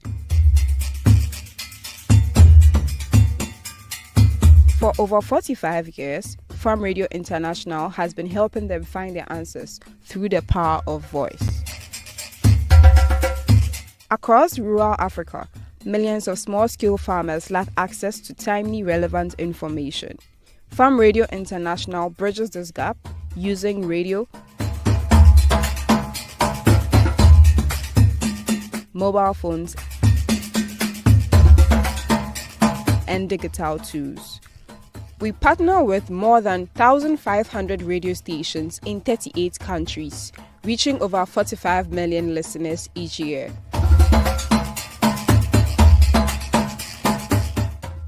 In Tanzania, farmers who listen to our radio programs on climate-smart agriculture increase their yields by 23%. In Ghana, radio programs on nutrition led to a 40% rise in households adopting diverse diets. In Burkina Faso, women's participation in farming discussions tripled after gender-responsive programming. These are not just numbers, these are lives transformed. None of this would be possible without the power of partnerships. Every dollar invested in communication multiplies impact, reaching farther, faster, and more equitably. Farm Radio International, sharing knowledge, amplifying voices, connecting communities, and turning communication into transformation. Together, we can keep growing change.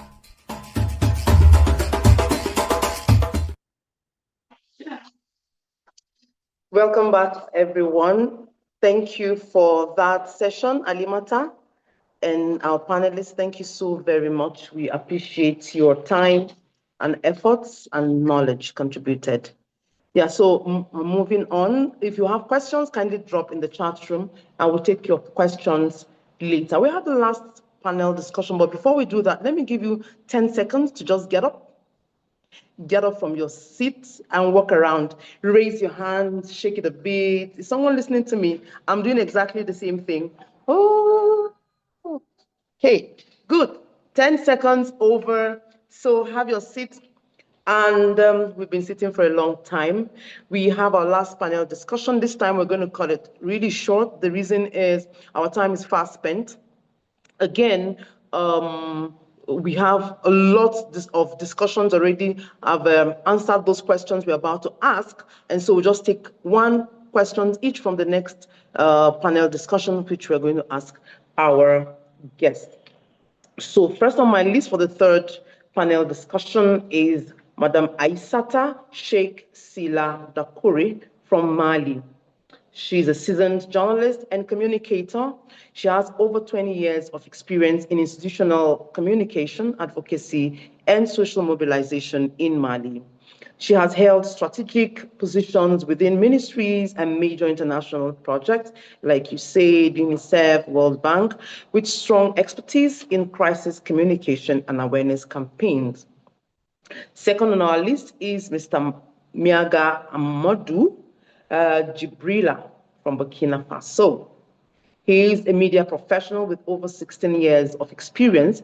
He's currently head of social media management and engagement at the Government Information Service of Burkina Faso, a specialist in digital communication, community management, and audiovisual production. He designs and disseminates strategic institutional content. His background combines journalism, public media management, and a strong command of digital tools. Third on our list is Mr. William Ofeyante, MEST Africa. He's Office Administration Associate at MEST Africa, where he supports the operational and communication workflows for the MEST community. His professional background is in web development and digital systems, with hands-on experience building and supporting technology-driven platforms. William, focus has been on using digital tools to improve communication workflows and user engagement within organizations.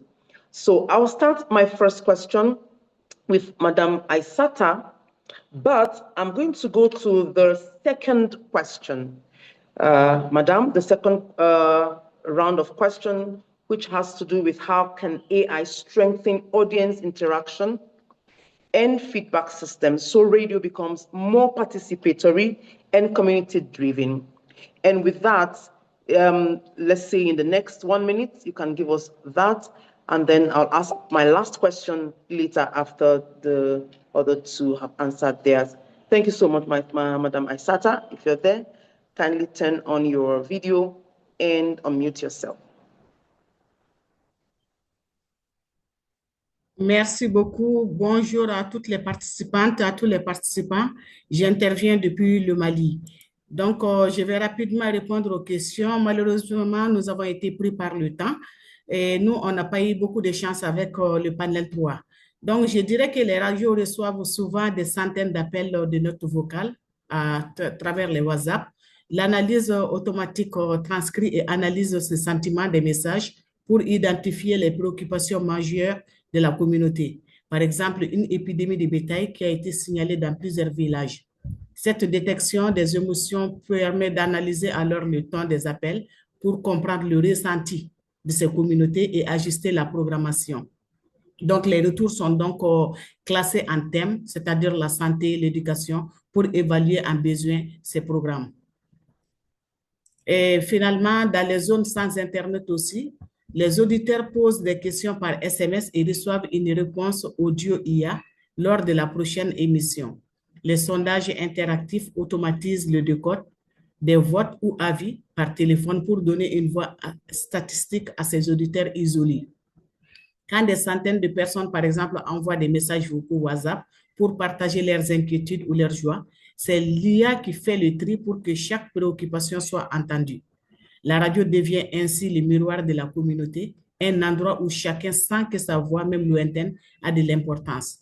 Des médias unilatéraux, on peut dire que la radio est désormais une plateforme de dialogue. Et voilà, comme on est pris par le temps, je peux m'arrêter là.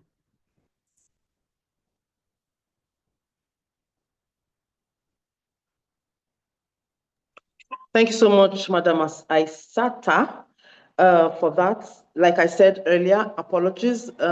We noticed that the panelists earlier who already spoke around a lot of the questions we are asking you. So I'll go to Mr. Miaga Amadou. Your question would be the third round of questions, and that would be, how can AI help radio measure impact beyond listenership, such as behavior change, community development, or public service outcomes? Thank you, sir. If you're there, kindly turn on your video and audio. Okay, go to the third round of questions, the second for Mr. Amadou. That is third round of questions. How can AI help radio measure impact beyond listenership, such as behavior change, community development? Third round. I'll also ask Mr. William his third round of question also. Oui, Great. la Thank question you m'est so much. adressée? Mhm. Oui, oui. Alors, en tout cas, c'est de dire merci pour la question. Merci également donc pour cette tribune. Alors, je vois que vous avez sauté karma et puis nous sommes à la... Est-ce que vous pouvez reprendre juste votre question? Je vois.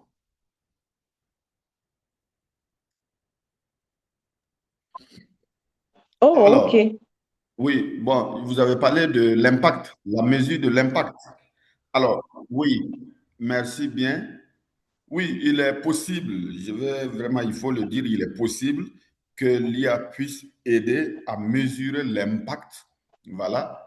Et il faut dire que jusqu'à aujourd'hui, la radio est un média où il est véritablement difficile, à moins que ce soit donc pour voilà, les programmes en ligne, pour les programmes donc la fréquence FM et autres, il est difficile de mesurer l'impact. Mais cependant, donc, on peut mesurer donc les retours, voilà, les sentiments exprimés.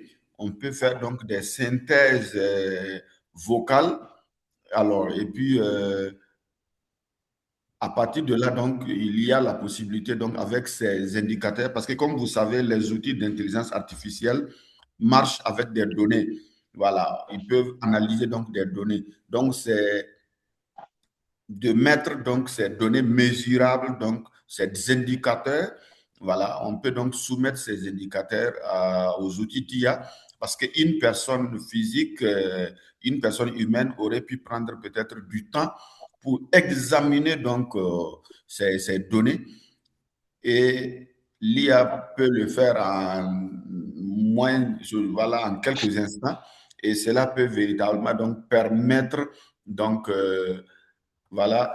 Mais ce que je voudrais vraiment souligner ici, comme le temps est vraiment bref, les journalistes africains et même d'ailleurs doivent donc se former à l'usage professionnel donc de ces outils. Parce que en fait, c'est des outils qu'on peut donc paramétrer, c'est des outils qu'on peut personnaliser pour que ça nous donne, pour qu'on puisse avoir les meilleures réponses possibles. Voilà. Donc, tous les outils sont paramétrables et sont personnalisables. Voilà. Et je pense que le vrai défi, c'est donc une formation. Donc, les journalistes doivent se former. Voilà. Ils doivent se former aux outils numériques afin donc de pouvoir véritablement utiliser efficacement les outils.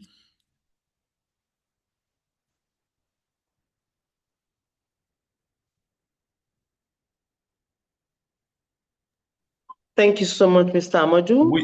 We again apologize. The reason is a lot of those questions have been answered previously, and we don't have time on our side. We are sure that we'd always have you in our radio stations and even during more webinars for you to speak to us on this topic. Moving ahead, we have Mr. William Ofei Yante. I hope I got that pronunciation well, West Africa.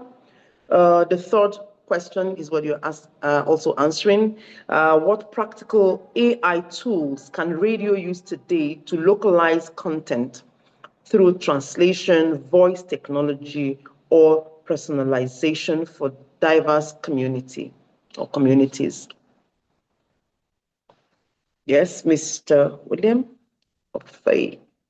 Thank you very much, Blessing. Thank you. Yes, so I think, like my colleagues have also said, most of the questions have been answered, so we are dealing with this. One of the tools that we can use here in Africa to localize content would be tools like Manta, which is a tool that's built to translate and transcribe text. We should look at it from the angle where one language is or news or whatever information is being spread through radio is now being converted from English to different dialects in Africa. And Manta does that. Here in Ghana, we have one that has been produced by the Ghana LLP, which is Kaya AI, also translates and transcribes into different languages. So these are some of the AI tools that can be used. And in terms of cloning voice, I think the first panel spoke about cloning of voice. We have 11 labs that can do cloning of voice. So a message that is shared in one language can then be recorded in the voice of the presenter that the listeners trust. And then once is recorded, is now played in the voice of the presenter, which would create some form of trust across board, but played in a different language. So we have 11 labs that can do voice cloning, and radio stations can use this as well. And for metrics that should measure the how people feel or what their sentiments, that's the feedback that comments from our listeners, and we can have AI infusing stuff like WhatsApp messages. I think the first speaker mentioned that. And whatever the listeners would kind of engage, the comments that they put in there will be transcribed. And then we'll have some kind of analytics in there that would let the radio stations or the presenters know the kind of audience that they're dealing with. And if they have to send any kind of bulk messaging out there, this kind of metrics will guide them into what message will be sent to which audience. So these are some tools that are out there that can be used by radio today. Thank you. Thank you so much, Mr. Ayante, and thank you for really understanding. We really appreciate you. I'll allow the only woman in the third discussion to just give us 1 minute of her last thoughts around the biggest opportunity AI offers for radio to remain the most inclusive medium for the last mile. Just in 1 minute, Madam Aissata.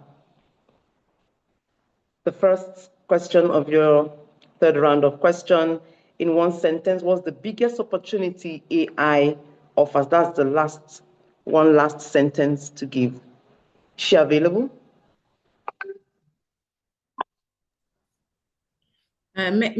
Merci beaucoup pour cette opportunité de m'exprimer sur cette petite partie. On peut dire que entre l'intelligence artificielle et l'inclusion, c'est une alliance essentielle.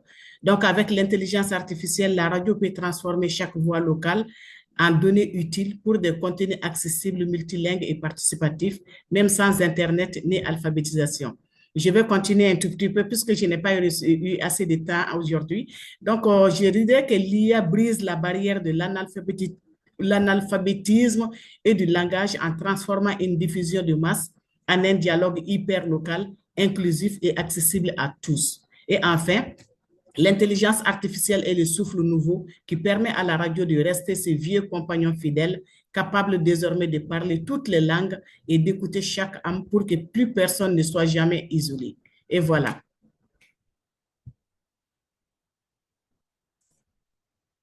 Vous voulez que je continue? All right, thank you. Can we all give it up for our third panel of discussants?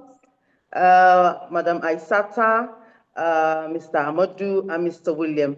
Please give it up for them as I invite Alimata to invite Raul for our next item.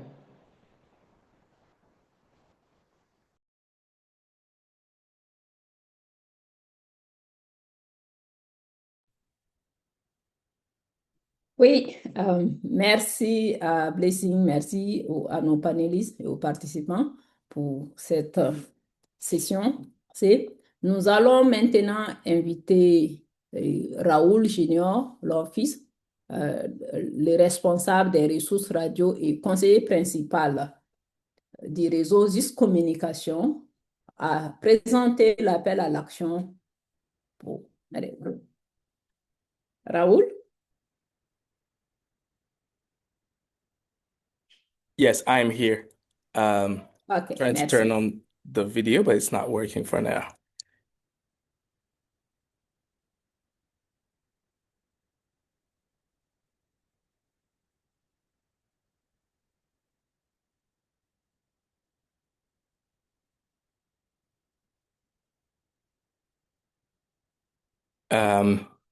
Yes. Thank you. Thank you. Good morning, good afternoon, everyone. It's a pleasure for me to be here. And as our host have mentioned it several times, I am personally learning a lot from this conversation. Very interesting conversation, very inspiring, and I can't wait to see where we're going with this. Today, I'm very happy as well to announce that we have developed our very first resource on radio and AI. It's a mix of a backgrounder and also a practical broadcaster how-to guide. And it is designed both to be informative and actionable. It's our very first resource on the topic, but certainly it will not be the last. We are inviting you all to explore it, to use it in your work, but also to share it within your teams. And importantly, we also want to hear from you because the conversation on radio and AI that we're having today is definitely just the beginning. We will stay open to continue the discussion. You can let us know what you would like us to cover next on the topic and also how. The resource will soon be available online and you will be able to explore it and to use it as you please. By the way, you'll also be able to tell us more about what you think about radio and AI through our annual broadcaster survey, which will be shared with you very, very shortly. It's a great opportunity to continue our exchange. And as always, for this exercise, there will be prizes to win for participating and helping us shape the future of our resources and our collaboration with you. I'm really happy for the next chapter of this event today. Thank you, everyone. And again, happy World Radio Day.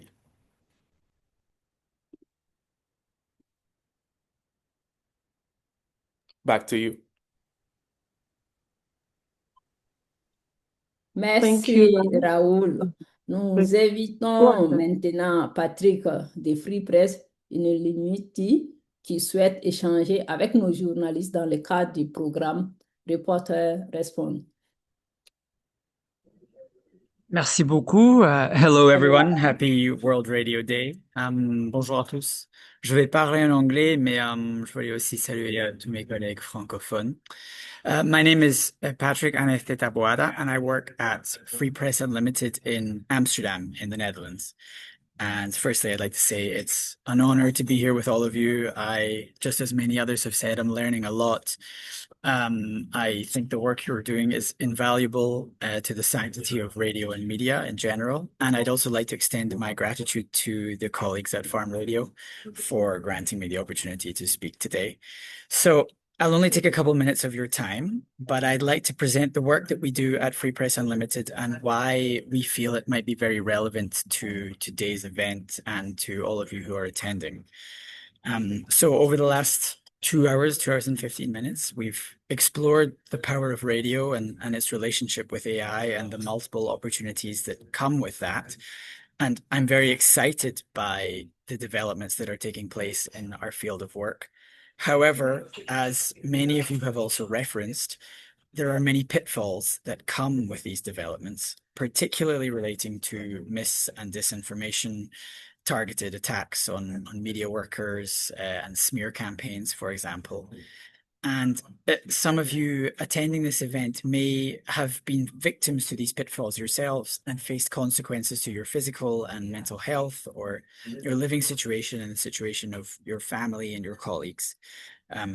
We all know around the world, journalism faces increasing and unprecedented levels of repression, violence, intimidation, and unregulated AI, in some instances, is accelerating these cases. So if this has been the case for you, or if you do ever find yourself in a situation of harm or danger relating to your work in radio, AI, or the larger media field, then I want you to know about the Reporters Respond program that we have at Free Press Unlimited. So I'm going to put the link in the chat now. I invite you all to have a look at it, if you please. Just put it here. There we go. So please feel free to visit that page now or later. You can always contact me or my wonderful colleague Pablo Arcuri, who's also present today, for more questions. But we are an emergency response fund that provides direct assistance, whether it's medical support, psychosocial support, family support, temporary relocation support, legal support, and safety advice to journalists and media outlets in distress, with the goal of enabling them to resume their work as quickly as possible. So we fund journalists and radio or larger media outlets worldwide when they're confronted with online harassment as a result of AI-generated content, for example, intimidation or legal proceedings that come from mis and disinformation relating to them. And so we assist individual journalists, but we also work with whole organizations who come to us with preventative ideas, like digital security trainings on AI and other sessions. So I work full-time on this project, and I focus on cases in sub-Saharan Africa. And I would just like to encourage you and your colleagues to share the word on the emergency response work and to apply if it's ever of relation to you. So I will put the next link in the chat now, which you can find on our website, but I also encourage you to save in case you ever need it. So you can apply to us through there, and we'll be delighted to hear from you and work with you. And finally, through the lens of AI and how it is affecting radio and media as a whole, we have an online digital security platform which we have created called Totem, which is completely free and offers almost 80 courses in multiple languages to keep media workers safe in the rapidly changing online environment, as we've already discussed today. So that is the final link that I will place in the chat for you. I'll put that here now. And that is all. I encourage any of you to follow up with me or my colleague Pablo, who's here. And as I mentioned, we'd just be honored to assist, because ultimately everyone here, you are the ones protecting the truth. And so we feel that we want to do what we can to protect you. So oui, merci de m'avoir accordé votre temps. Pardon. Et thank you to everyone, and I wish you all a lovely day. Thank you. Thank you so much, Patrick. We really appreciate you. And yes, we'll check out that link. Most definitely we will. And there are a lot of broadcasters in the room who would do that. So moving on, it's getting even more interesting, because it's now time for us to appreciate and celebrate award winners in farm radio. World Radio Day is also a time to honor the people who use the airwaves to change lives today. On this occasion, we celebrate the dedicated broadcasters who have earned prestigious recognition through Farm Radio International.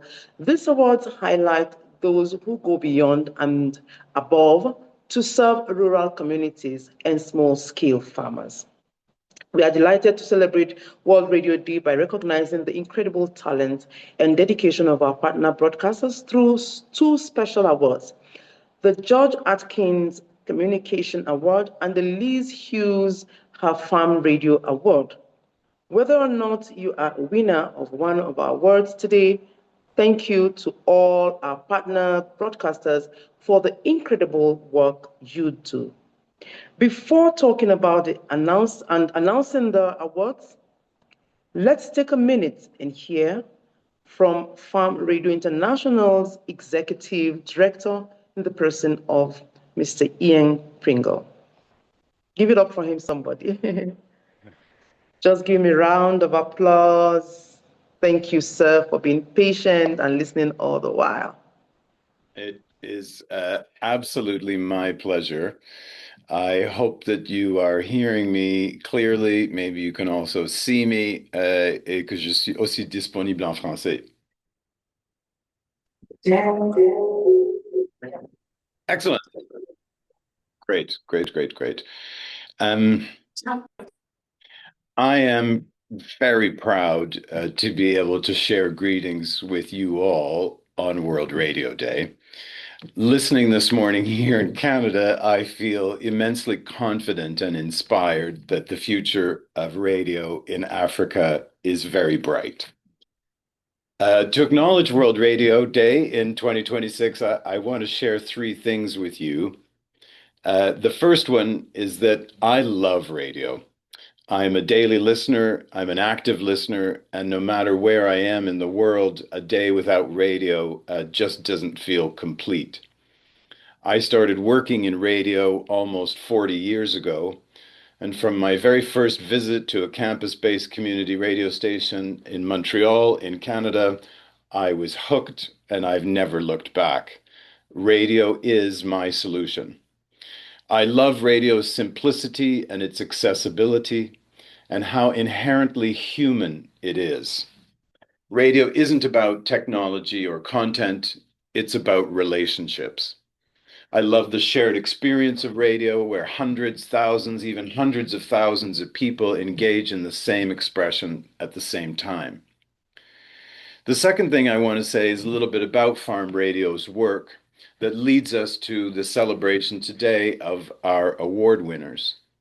Farm Radio's roots are in enabling and developing the capacities of radio broadcasters and radio stations to improve the quality of the service that they offer to their listeners.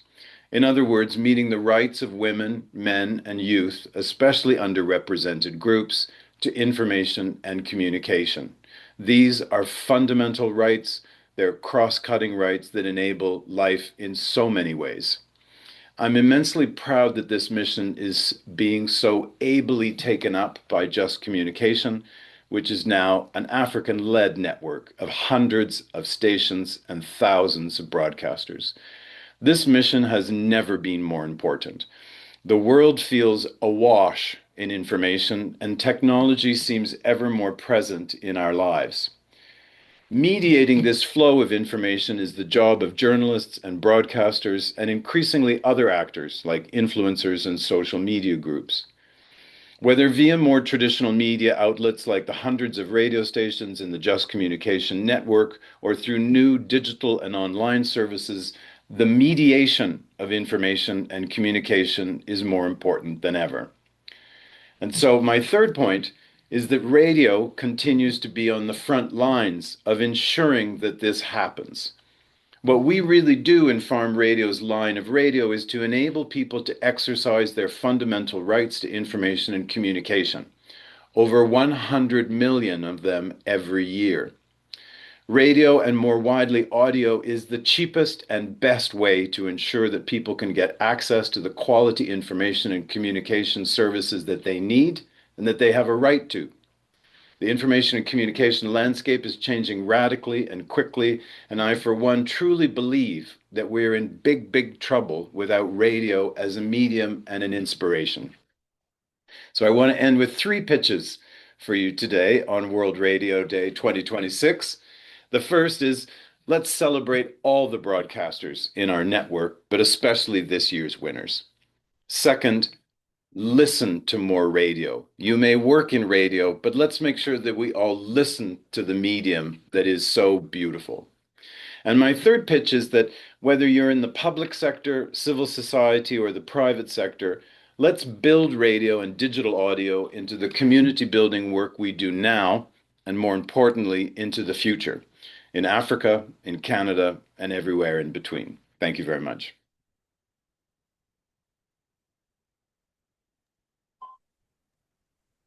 Merci beaucoup, Ayane.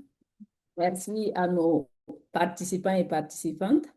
Nous allons maintenant parler des prix de communication George Hawkins, en rappelant que Radio Rural International décerne chaque année ces prix aux radiodiffuseurs et aux radiodiffuseuses qui excellent dans l'accompagnement des communautés rurales. J'ai ainsi l'honneur d'annoncer un de nos douaniers, Kevin Perkins, qui est conseiller senior à RRI pour parler des lauréats de l'édition 2026. Merci, Kevin. Vous avez la parole.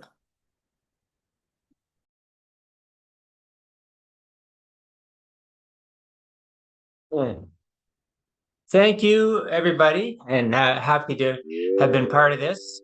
It's been fascinating panels and discussions, so thanks to everybody.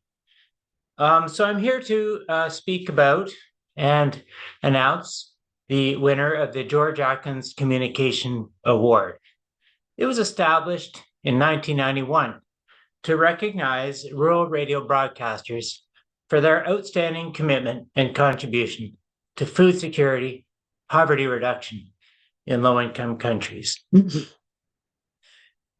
The award was named after George Atkins, who is the founder of Farm Radio International. He was a farm broadcaster in Canada as well as a farmer, and he realized the struggles that farm broadcasters worldwide had in providing good information to small-scale farmers.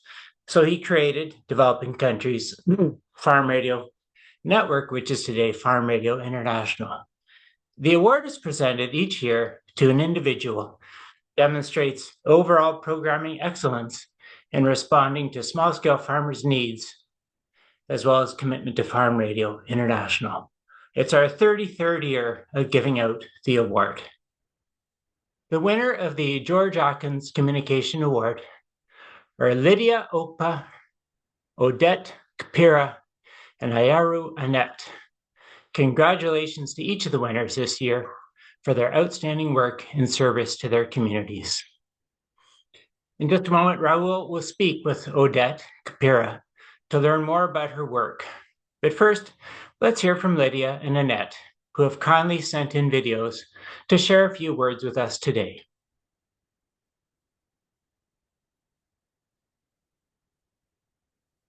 Hello, my name is Dr. Lydia Ipele from Redeemers 103.5 FM, a campus radio station residual in the Department of Mass Communication, Redeemers University, Nigeria. I am deeply honored to have received the George Atkins Award this year from Farm Radio International. This award means a lot to me and to everyone who works at Redeemers 103.5 FM, who works daily to support our farming communities. At Redeemers 103.5 FM, we believe radio is more than a sound. It is connection, education, and hope. Through our program Agric on Air, we support farmers by providing practical knowledge.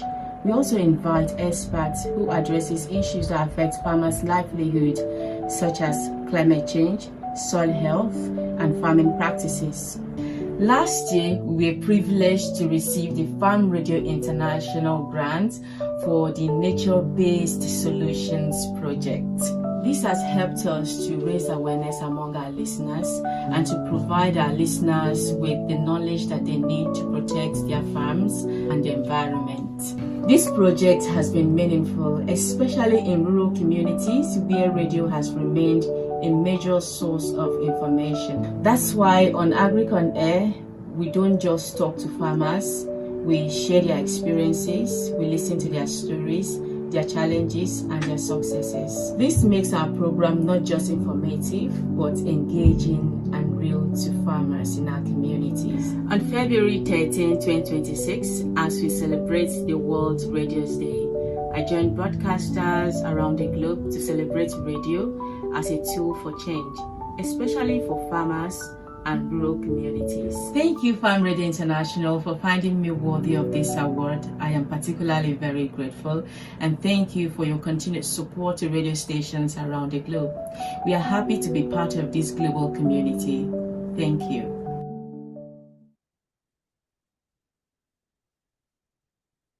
Monsieur le directeur de Radio Rurale International, Monsieur le président de jury, Messieurs les membres du jury, je suis honorée de recevoir ce prix. En effet, la radio reste le canal le plus important utilisé par nos producteurs et c'est par ce canal qu'ils reçoivent toutes nos productions liées à la météo, soit au calendrier culturel ou bien au découpage de la campagne. Et quand je reçois le retour de ces producteurs, je ne peux que me réjouir de ce travail. Je vous propose d'ailleurs quelques extraits. Je m'appelle M. Aziabo Kofi, président des agriculteurs de périmètre Djagblé à Bobo. Pour remercier Radio Lomé qui nous soutiennent vraiment sur notre périmètre par rapport à nos activités agricoles. C'est un outil de communication très important. Elle nous permet de recevoir les informations de toutes sortes et à tout moment. Aussi et surtout la radio de Lomé qui nous donne l'information sur la météo, le prix des produits agricoles de différentes marchés. Mon père est Alakie Mathieu, producteur maraîcher. Nous sommes ici dans la préfecture de Blita, commune 3 de Blita. Et ici, nous produisons le piment vert. Si je remercie Radio Lomé et son personnel pour tout ce qu'ils font pour notre visibilité dans le monde rural. Je suis Tigui Parendo, producteur de pommes de terre dans la région des Savanes, à Dapao. Donc, la radio est très utile, surtout au quotidien. Merci surtout à Odette pour tout le travail qu'elle fait pour promouvoir nos activités. Une fois encore, merci à l'initiateur de ce prix. Il me voit droit au cœur.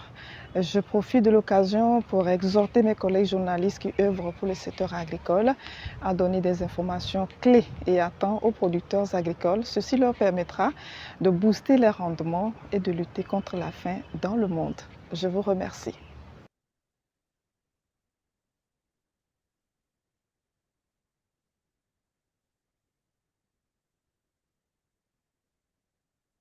Hello everyone, I'm called Ayero Annette and I am deeply honored and truly grateful for this award. Winning this award means more than just a recognition to me. It is a powerful reminder that voices on the radio can actually create a positive change, especially to the farming community. When I started hosting this agricultural show, Mwamwaya Nyimwa on Radio, I had one simple reason: to make agricultural information very practical and easily accessible to the farmers. But over time, it became a trusted platform where farmers learned improved agricultural techniques, climate-smart agriculture, and better decision-making. Without the farmers, I would say this achievement wouldn't be possible. Hearing stories from farmers about improved yields, about reduced losses, increased productivity, these stories are the real reward behind this award.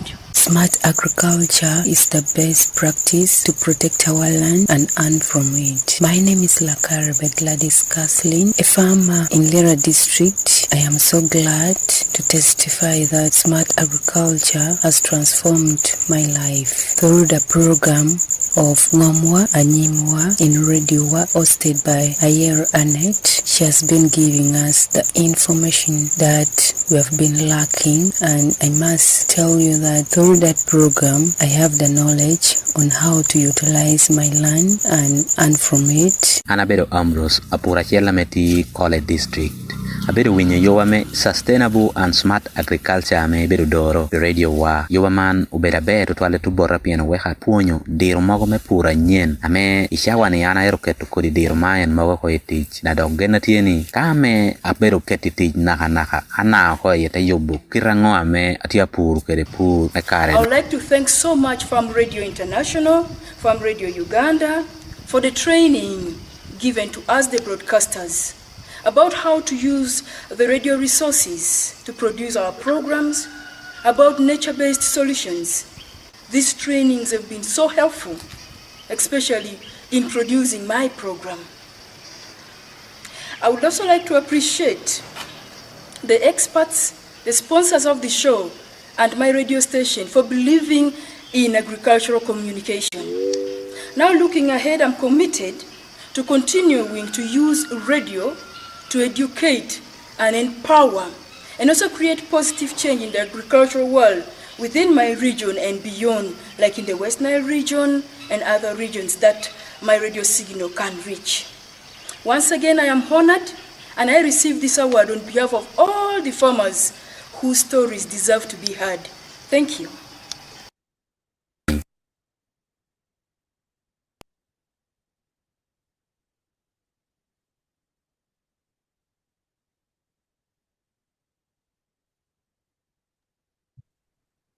Merci, Kevin. Félicitations à nos lauréats et lauréates.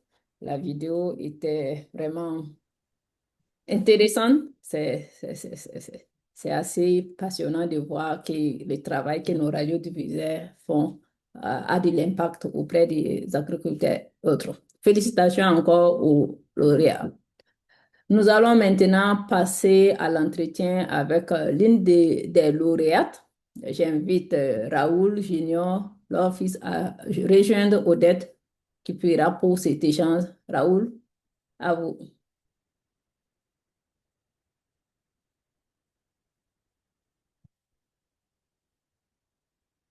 Merci. Est-ce que vous m'entendez? Oui. Oui, je vous entends. Excellent. Odette, vous êtes de l'autre côté, vous m'entendez très bien aussi? Oui, je vous entends. Parfait. Eh bien, encore une fois, toutes nos félicitations pour ce prix qui marque vraiment qui honore le travail extraordinaire que vous faites dans votre communauté. Et bienvenue pour cette petite discussion qui va être courte. Je vais essayer de vous poser deux, trois questions sur le travail que vous faites, la façon dont vous changez des vies et aussi ce que vous avez comme projet pour l'avenir dans le cadre de cette mission. Est-ce que vous êtes prête? Oui, je suis prête. Excellent. Ma toute première question pour vous, Odette, c'est euh, pouvez-vous nous dire ce qui vous a inspiré à devenir animatrice de radio et aussi pourquoi vous avez choisi de vous concentrer sur l'agriculture et la communauté rurale?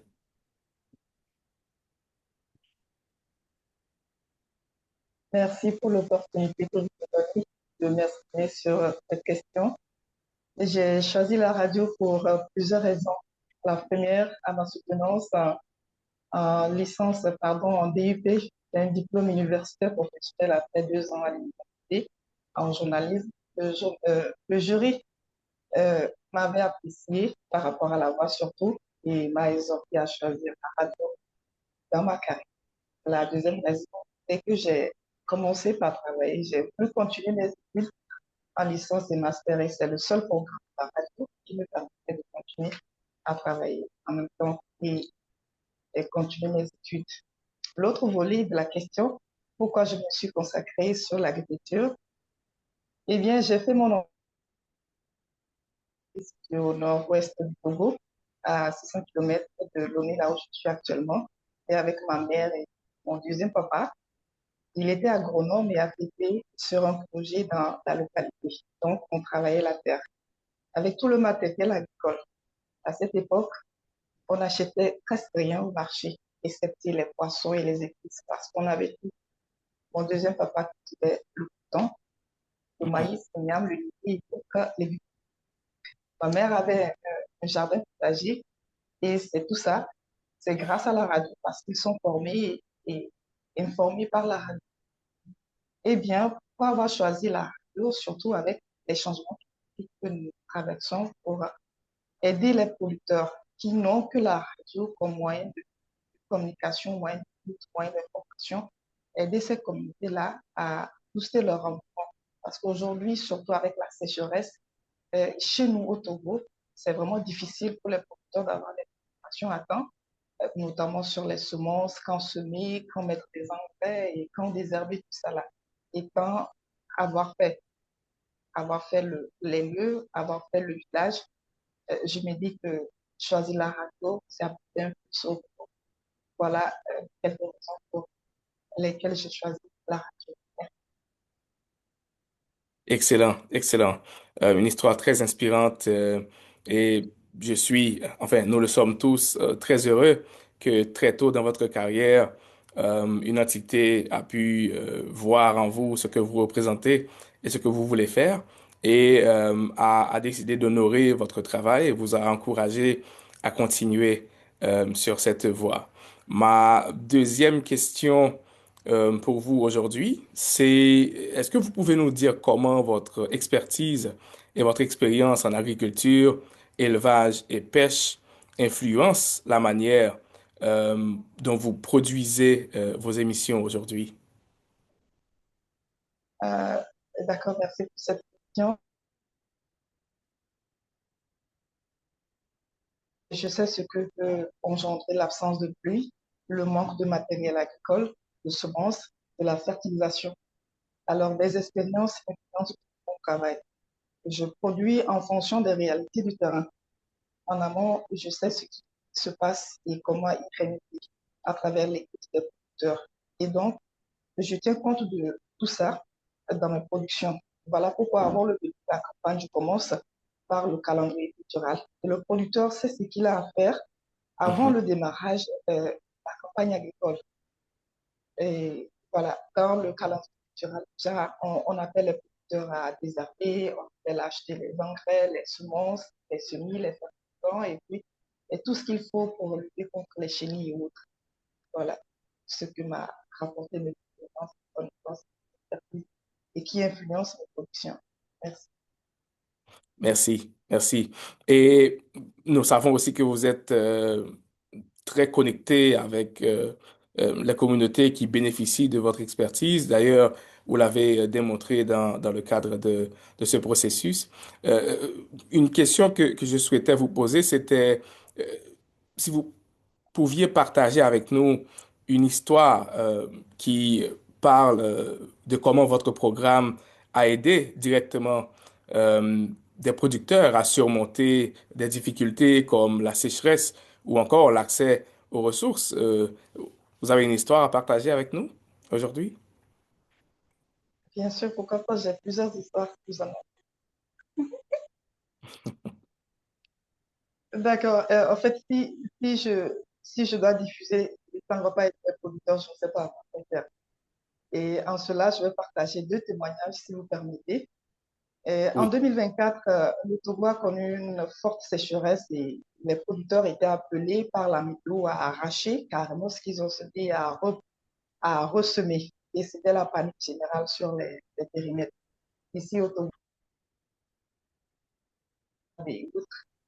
Et quand on prend par exemple la ZAP de PIA, la ZAP, c'est la zone d'aménagement agricole planifié. Ce sont des ZAP comme ça élaborées par l'État et pour regrouper les petits exploitants à travailler sur le périmètre. Donc, on sacle l'espace et puis on permet aux petits producteurs de prendre des portions qu'ils peuvent exploiter. Et ça fait que quand on prend la ZAP de PIA, par exemple, la ZAP dans le canton de PIA, c'est une localité qui peut à 450 km. Donc, eux, c'est une ZAP composée ou exploitée par les femmes en majorité. Donc, elles ont pris des crédits, quelque chose de 60 millions, et il fallait rembourser après les récoltes. Et donc, quand on a dit d'arracher, de ressemer pour peut-être gagner un peu, c'était la panique générale parce qu'ils ont pris des prêts. Qu'est-ce qu'il faut faire? Et donc, j'ai échangé avec la présidente. Elle disait que le problème, c'est comment résoudre ce problème financier. Il faut arracher. J'ai dit, écoute, donne-moi le contact de votre gros financier, celui qui a financé la production. Et donc, quand j'ai reçu le contact, je l'ai appelé. Monsieur, mais vous savez ce qui se passe au Togo? Qu'est-ce que vous envisagez sur le périmètre au niveau de la ZAPIA? Il me dit, effectivement, j'ai fait le déplacement sur la zone et j'ai constaté vraiment que tout a brûlé. Il faut maintenant ressemer. Alors, comment vous allez faire? Parce qu'il y a un temps pour payer les prêts, les crédits. Il me dit, OK, nous allons essayer de voir avec les bénéficiaires, voir comment échelonner le paiement. Donc, comme on a parlé de payer selon l'échelonnement et échelonner le paiement, cela veut dire qu'elles ne sont plus appelées à payer dans le temps. Et c'était un grand soulagement pour les femmes sur le périmètre du Tchad. Et l'autre exemple, c'est sur le périmètre de Djablé à Bobo. Et le monsieur, j'ai eu à interviewer ce monsieur-là, vous l'avez vu dans la vidéo. Ils ont produit cette année beaucoup de riz avec 3 agriculteurs qui devaient prendre ce riz-là sur le marché total. Maintenant, il s'est fait que comme il y avait de l'espace sur le périmètre, les agrégateurs se sont permis de cultiver le riz et ils ont refusé d'acheter ce que les producteurs ont produit tout au long de l'année. C'était aussi la panique à ce niveau. Et comme on était allé au début au niveau des semis avant la production, au niveau de la campagne. Donc, ils m'ont appelé d'aider les producteurs à vendre le riz parce qu'ils ne savent pas quoi faire. Les agrégateurs ont leur riz et ils ne peuvent pas acheter pour eux. Et donc, j'ai demandé à mes collègues de la télé également d'aller des groupes, on va faire des productions et puis on va faire un peu de bouquins sur les médias et voir comment on peut aider le secteur. Et nous-mêmes, on s'est mobilisés au niveau de la communication pour acheter. On a acheté quelque chose de 500 000 constats de riz, puisque c'était la veille déjà. Et donc, on a fait ce bouquin-là, on a fait beaucoup de publicité sur ça, beaucoup de production sur ça. Et une semaine après, il y a un agrégateur qui s'est présenté et allait acheter tout le riz qui restait sur le pays. Et ça a été aussi un grand soulagement pour ces femmes et ces messieurs qui ne savaient pas faire de bon, étant donné qu'il fallait vendre ça et préparer la deuxième saison, puisqu'au sud, on a 2 saisons agricoles et une seule saison. Et donc, voilà pour moi, mes productions ont permis de résoudre ces problèmes, ces deux problèmes que je viens de présenter, échanger avec. Voilà. Extraordinaire, mais vraiment, vraiment inspirant. Merci d'avoir partagé avec nous tout ça. Et c'est justement ce travail que Farm Radio honore aujourd'hui. Et nous vous félicitons encore une fois pour le prix. Je dois aussi annoncer à tous que votre histoire sera sur le site de Farm Radio. Et donc, ceux et celles qui veulent découvrir votre parcours, ou il y avait d'autres questions, par exemple, que je comptais vous poser, on va vous les poser et les réponses seront également dans l'histoire qui sera publiée sur le site. Encore toutes nos félicitations et bonne journée de la radio. Merci Raoul, merci beaucoup. Merci.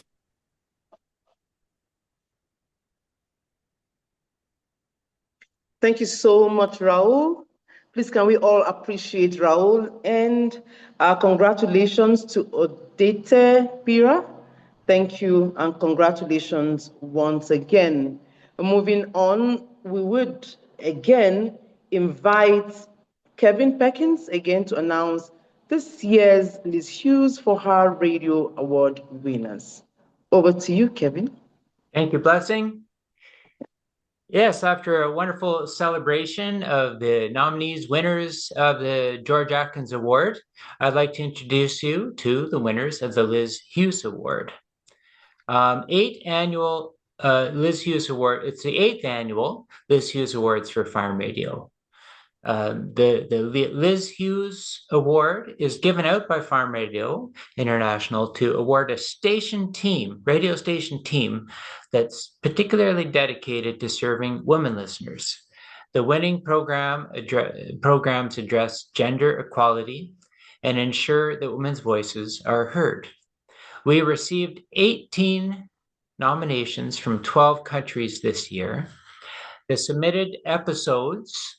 episodes they submitted to demonstrate their work, they explored themes closely linked to women's well-being, including girls' education, sexual and reproductive health, economic empowerment, leadership, and access to information and essential services. We were really impressed by the number of submissions and the quality of those submissions. So congratulations to everyone for the incredible work you're doing.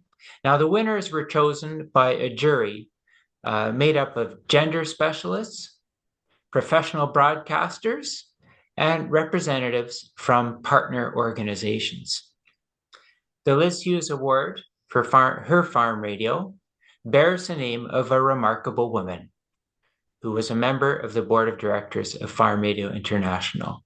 Liz Hughes was herself a journalist and a broadcaster, working at the highest levels of management and leadership in broadcasting in Canada. She worked for many years at the Canadian Broadcasting Corporation and supported other broadcasters in her work. At Farm Radio and in everything that she did, Liz was a champion for gender equality. Sadly, Liz passed away from cancer in 2018, but we're proud to honor her memory every year Marie et with this prize. Sarah en même temps. Today, I'm honored to announce the winner and the runner-up for the 2026 Liz Hughes Award for her farm radio. And again, let me thank all the stations that put themselves forward for consideration this year. First, I'll start with a runner-up. It's a program called Girls Rise, and it's from Malimi Radio in Malawi. Congratulations to our exceptional runner-up this year. Congratulations, Malimi Radio. The grand prize winner for the Liz Hughes Award in 2026 is Kuara Tona, which in English is Farmer Benefit, produced by Radio Progress in Ghana. Radio Progress is committed to women, especially young women, in agriculture and agribusiness through its award-winning program, Tuara Tona. The winner of the Liz Hughes Award for her farm radio, this program tackles gender equality in agriculture. It includes both men and women in all its discussions. The program fosters collaboration for fair treatment and equality, features diverse voices from experts to everyday community members. It educates, inspires action, and creates lasting change, empowering women and challenging traditional gender norms. In just a moment, Busi will speak with Regina Sui from Radio Progress, but let's hear from the team at Malimi Radio in Malawi. There's a video from our wonderful runner-up.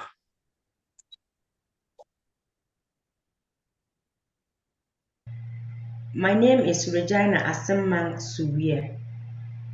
I am working with Radio Progress, a community radio in the Upper West region of Ghana. I am the project coordinator. To share my view or my thoughts on supporting farmers, I would say supporting farmers isn't just about agriculture. It is about sustaining livelihood, food security, and the backbone of our communities, especially our rural communities. Farmers face rising costs, climate uncertainty, and market pressures, yet farmers continue to produce food which we all depend on. Access to information and platform where their challenges and success are heard is a big investment in resilient local economy and healthier society for all.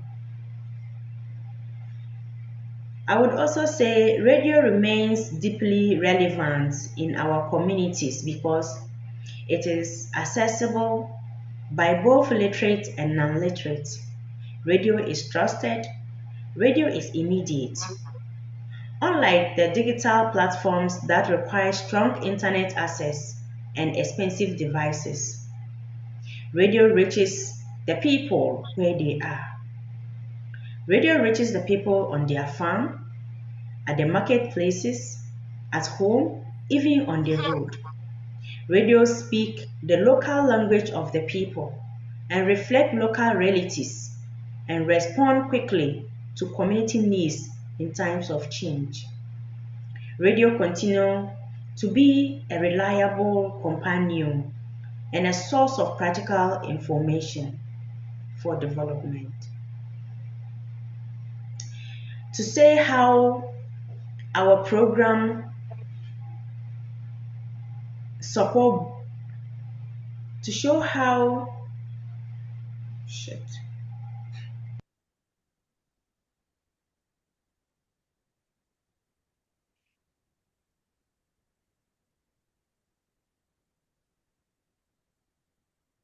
Thank you. I believe that was Regina. rather than Millimeter Radio. Lucy, now perhaps I'll pass it over to you to take it to the next part of the presentation on the Liz Hughes Award. Thank you very much, Kevin. Hello, everyone. My name is Busi Ngabecha. I am JASCOM Network Manager. Today, I have the pleasure of interviewing the winning team from Radio Progress. I have Regina Sui and Leonard Abdul Rahman. Welcome, Regina and Leonard, and congratulations once more. I have a few questions about your winning radio program. And the first question is, what inspired you to start your program, and why do you focus on supporting women, especially young women, in agriculture and agribusiness in your region?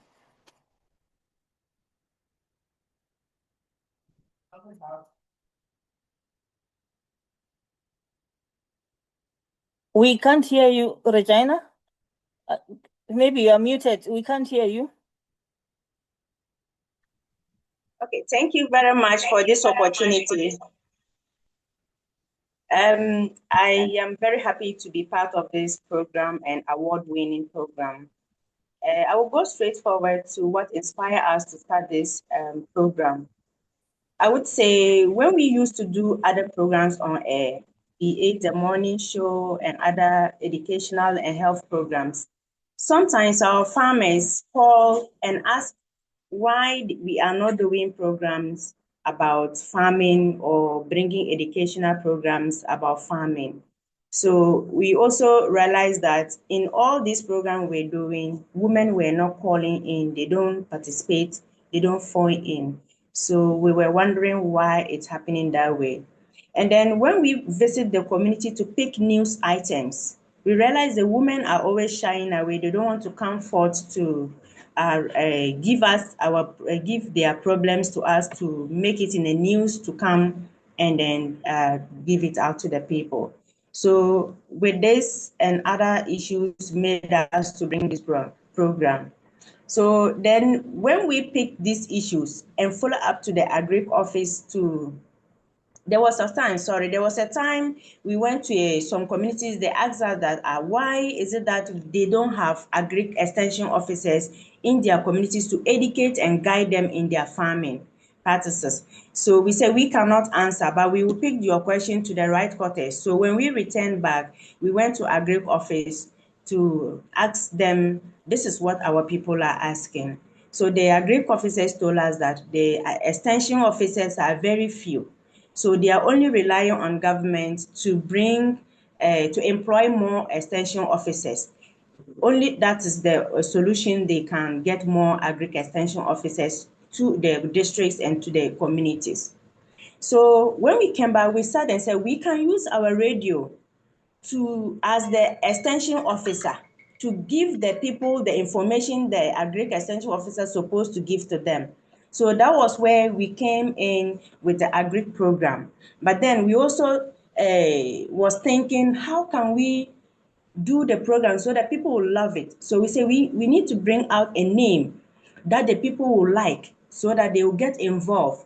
That was where we brainstormed with so many names and we pick up the Kwara Tono name, which is Farmers Benefit, so that the farmers will feel that, oh, this program is ours, it belongs to us. So whatever we do to it and it grows, it will help us. So that was where the name Kwara Tono came in to be, and we started the program. So the program showed the ownership of the people, and then Kwara Tono, which means farmer benefits, is also within the week when we started the program. It was very popular, and the people were interested, both literate and non-literate, they were interested because of the things we were showing. So in short, I would say this is why. Yes. Thank you so much, Regina. So can you share a story of a listener whose life or farming practices have changed because of your program? How has it helped women gain confidence or make decisions about their farms? So we are in a team. I want my co-producer to also respond more. Thank you so much. So my name is Minat Abdurrahman. For the Koratana program, it was a gender-conscious one. We created safe spaces for women and men all to have an open dialogue about sensitive issues like land ownership. Then we have decision-making power and traditional gender roles. And it was quite extensive as we engage all stakeholders, talk of the local farmers, talk of the community leaders, landowners, women landowners, and then they share their real experiences and help us address peculiar issues on the program. So with all that, we were able to record a number of great success stories. But one of these I would like to table for us to carry away is the fact that women are now able to acquire land and then they farm easily with it from their husbands and family heads. They will go to their husbands' farms and go and help them farm. And then they have their own farms now to also make their sole decisions and farm. So the problem of land access and control of resources have improved according to the women. We have one particular woman called Madam Anambanye. She's a rural farmer from Noru community. And she said her husband initially determined what she farmed and how and what she uses her farm produce for. But due to the Kwaratona program, her husband now allows her to take sole decisions. And then she is able to decide what crop to farm, the choice of farmer group she can join in her community. Then she's currently a group secretary for one of the farmer groups in the community. Talking on behalf of the group, she said their husbands respect them because of their can-do spirit and because of their contributions to their individual families and that of the community development. They were able to mobilize themselves and purchase some chairs and supported the community for their social gatherings. Now they don't have problem of sitting on chairs when they are to have a program in the community. They said that the existence of peace and unity is something that exists with them now, and then they form part of committees to be able to make decisions for the community in terms of developmental issues or community development. How did we help them? We conducted field interviews and ensured we included more women and probed for them to speak out in instances where they don't want to speak, like Regina was talking about shyness. We advocated and had a dedicated phone line established in studio for women only. So men had the phone lines, but now the women have their own line they can call. If a man calls and we will start and engage a woman, then we are put for listener clubs, and then we have pass phones from one person to the other to be able to contribute to the program. We have husbands also phoning in. Then we encourage them to hand over the phones to their wives so that they can also contribute to the, even if you don't have anything, but tell us hi and we'll be fine, so that they will also be involved. So with all these, we're able to do. Many listeners called and commended and shared their excitement about the initiative. And then the women farmers in the rural areas especially said we make them feel meaningfully involved now. Thank you and over. Thank you so much, Leonard. That is quite interesting. And I like the fact that even though you also wanted to target women to participate, you did not leave behind their husbands or partners. The last question that I have for you, so looking ahead, what are your future goals for your program? Are there any new initiatives or topics or approaches you plan to introduce to further promote women's participation and gender equality in the agricultural industry? Yes, we do. We do have a lot of future program we want. If we get the funds and support, sometimes not only monetary support, but sometimes even ideas. If we get the support, we will move ahead with what we want to achieve in the future. So I would say we really want to connect farmers to more buyers, groups and companies. In our program previously, we realized that they will do the commercial farming and they do not have any place, a platform to do, to sell their products or their farm produce with a high price. The market queens will only come and then pick the produce at a very cheap price, which they don't benefit much. So we also want to support farmers, especially women, to package their produce and brand them so that they can attract more and better markets. This is one thing we are also planning to do if we get the support. We also say we will connect the farmers to food processors to encourage commercial farming. Why am I saying this? There is a group we ever brought to the program, and this group are processing rice. So they were not getting people who could produce rice for them. So we have to connect them to rice farmers. The rice farmers were complaining that when they farm in commercial basis, they don't get people to buy. So with this one, we were able to connect the farmers to the food processors. Now the food processors have looked for buyers. So people are now coming into the rice farming. So we want to do more of that programs if we get the support. So we also want to help and encourage farmers to do more animal rearings so that they can use that to combine and have a good livelihood and use the animals waste to their farms, because now we are advocating for organic fertilizer. So if you don't do the rearing, how do you get the organic fertilizer to fertilize your farm to get rid of these chemicals and all that are giving us a lot of health problems? So that's one of our targets. And then the last by two issues or things we want to also move ahead is we want to help train the farmers on these food nutrition meals. One time, Farm Radio came to help us go to some of the communities in Jirapa, and we taught them how to use their own farm produce to combine them to get a nutritional balance, and teach them how to cook them, to prepare the food with their own ingredients that they are having without buying any ingredients from outside or from foreign people. So I think this is a good initiative, and we would have loved to continue with that so that we can help a lot of people to have a nutritional balanced food with what they produce. Then lastly, we will want to also partner with more organizations and then companies that can support women with tractor services, so that during the farming season, they are not fighting with the men and the delayance of farming and all that will bring low yield at the end of the day. And then we want to hold fora to educate communities on the importance of supporting women and young women into commercial farming, so that everybody will be happy with what we are doing. These are many more we want to really achieve. Thank you.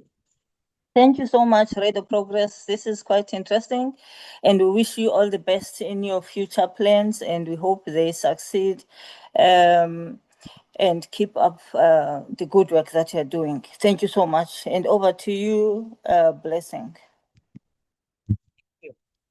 Thank you so much, Busi, and our winners for that great time and testimonies around what you have done so far and what Farm Radio has also done for you. I just want all of us to give a round of applause to all our panelists, all our speakers, all our attendees. I want to see the hands coming up. Those who asked questions in the chat room, thank you so very much. Thank you to Farm Radio staff. Thank you to Raul and everyone who came up. Thank you, Busi. I think right now we just wrap up. We have a lot of questions in the chat room, and a lot of acknowledgements that this session was a very great learning time or session for us. I want to crave the indulgence of our panelists to drop their official emails in the chat box so that our journalists can actually, pick them up. So to ask certain questions, for example, how can radio stations adapt AI during programming? How authentic is AI content on radio? Won't it take away the originality? I think that was already answered. We have what's government doing across the African continent to bring down the cost of smart digital services? What app or tools do I need to take out noise while editing? Interview with Mr. Fiafor on how AI can be used to do voice editing. Also, someone is asking what to do to empower journalists on AI. I also want to know what we can do to empower journalists who do not have the knowledge. Okay, so this is about knowledge, how to empower more journalists. So a lot of questions in our chat room, and want our panelists to kindly drop their email addresses. And I'm sure that our team also from behind the scenes will also post some of these answers to all of us so we can actually get the questions and the answers and the tools that we're looking for, because we do not have time right now on our hands. So I want to say thank you, everyone, for attending the celebration of radio and farm radio excellence. Excuse me. I would also like to congratulate each of the 2026 Farm Radio Award winners and runners-up. Thank you for all your phenomenal and important radio programming. I'd like to take this minute to thank the judges of the Liz Hughes Award, Abdul Razak, Borima, Benjamin, Esther, Rosita, Nora, Eliane, Michelle, Osman, Amidou, Roston, Golza. Thank you so very much. We really appreciate you for the great work that you did. I also want to thank, I'll allow Alimata to go on right now, but let me say thank you to those who spoke today on this all-important day of radio, particularly for rural audiences. Thank you to Ian, Kevin, Ben, Pira, Linat, and Regina Sui. A big thank you also goes to our farm radio staff who helped make this event happen, as well as our translators, Sarah, Marie. Thank you to our host, co-hosts, even some of them you didn't hear from them. Thank you to Alimata and Rosemont. And I would allow Alimata to thank our French colleagues and partners right now. Alimata, I will take the final thank you. Yes, Alimata? Oui, merci Blessing, merci à l'ensemble des lauréats et félicitations. Merci aux panélistes également. Et nous nous excusons pour les quelques défis techniques. Et ok, un instant. Ok, j'avais oublié caméra.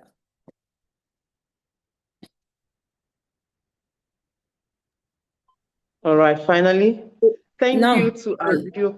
Je tiens à féliciter l'ensemble des lauréats et des prix des radios rurales internationales 2026. Merci à tous et à toutes pour vos émissions de radio exceptionnelles et importantes.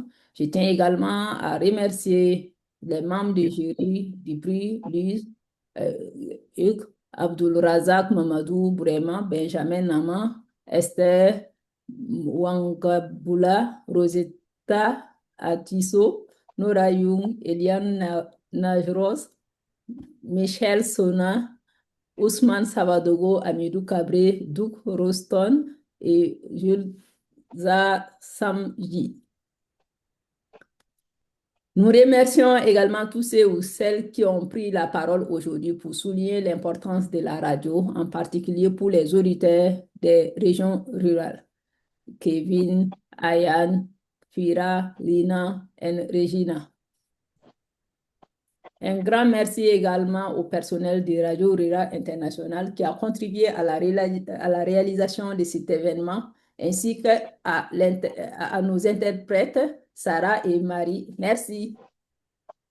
Et enfin, merci à nos partenaires radio pour l'excellent travail que vous accomplissez et en fournissant à vos auditeurs des informations pertinentes sur des sujets importants pour leur vie et les moyens de subsistance. Qu'il s'agisse de l'agriculture, du changement climatique et de l'environnement, des questions civiques, de l'égalité des genres, de la santé physique et mentale, de l'éducation, etc. Vous accomplissez un travail important et remarquable au profit de notre communauté.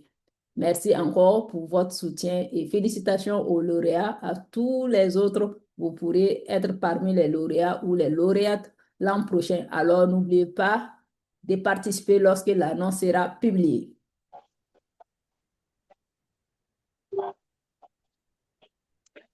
Thank you. Thank you, Alimata. Thank you, everyone.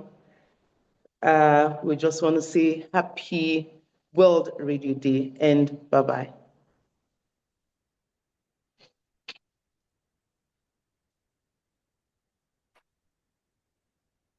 Merci, au revoir.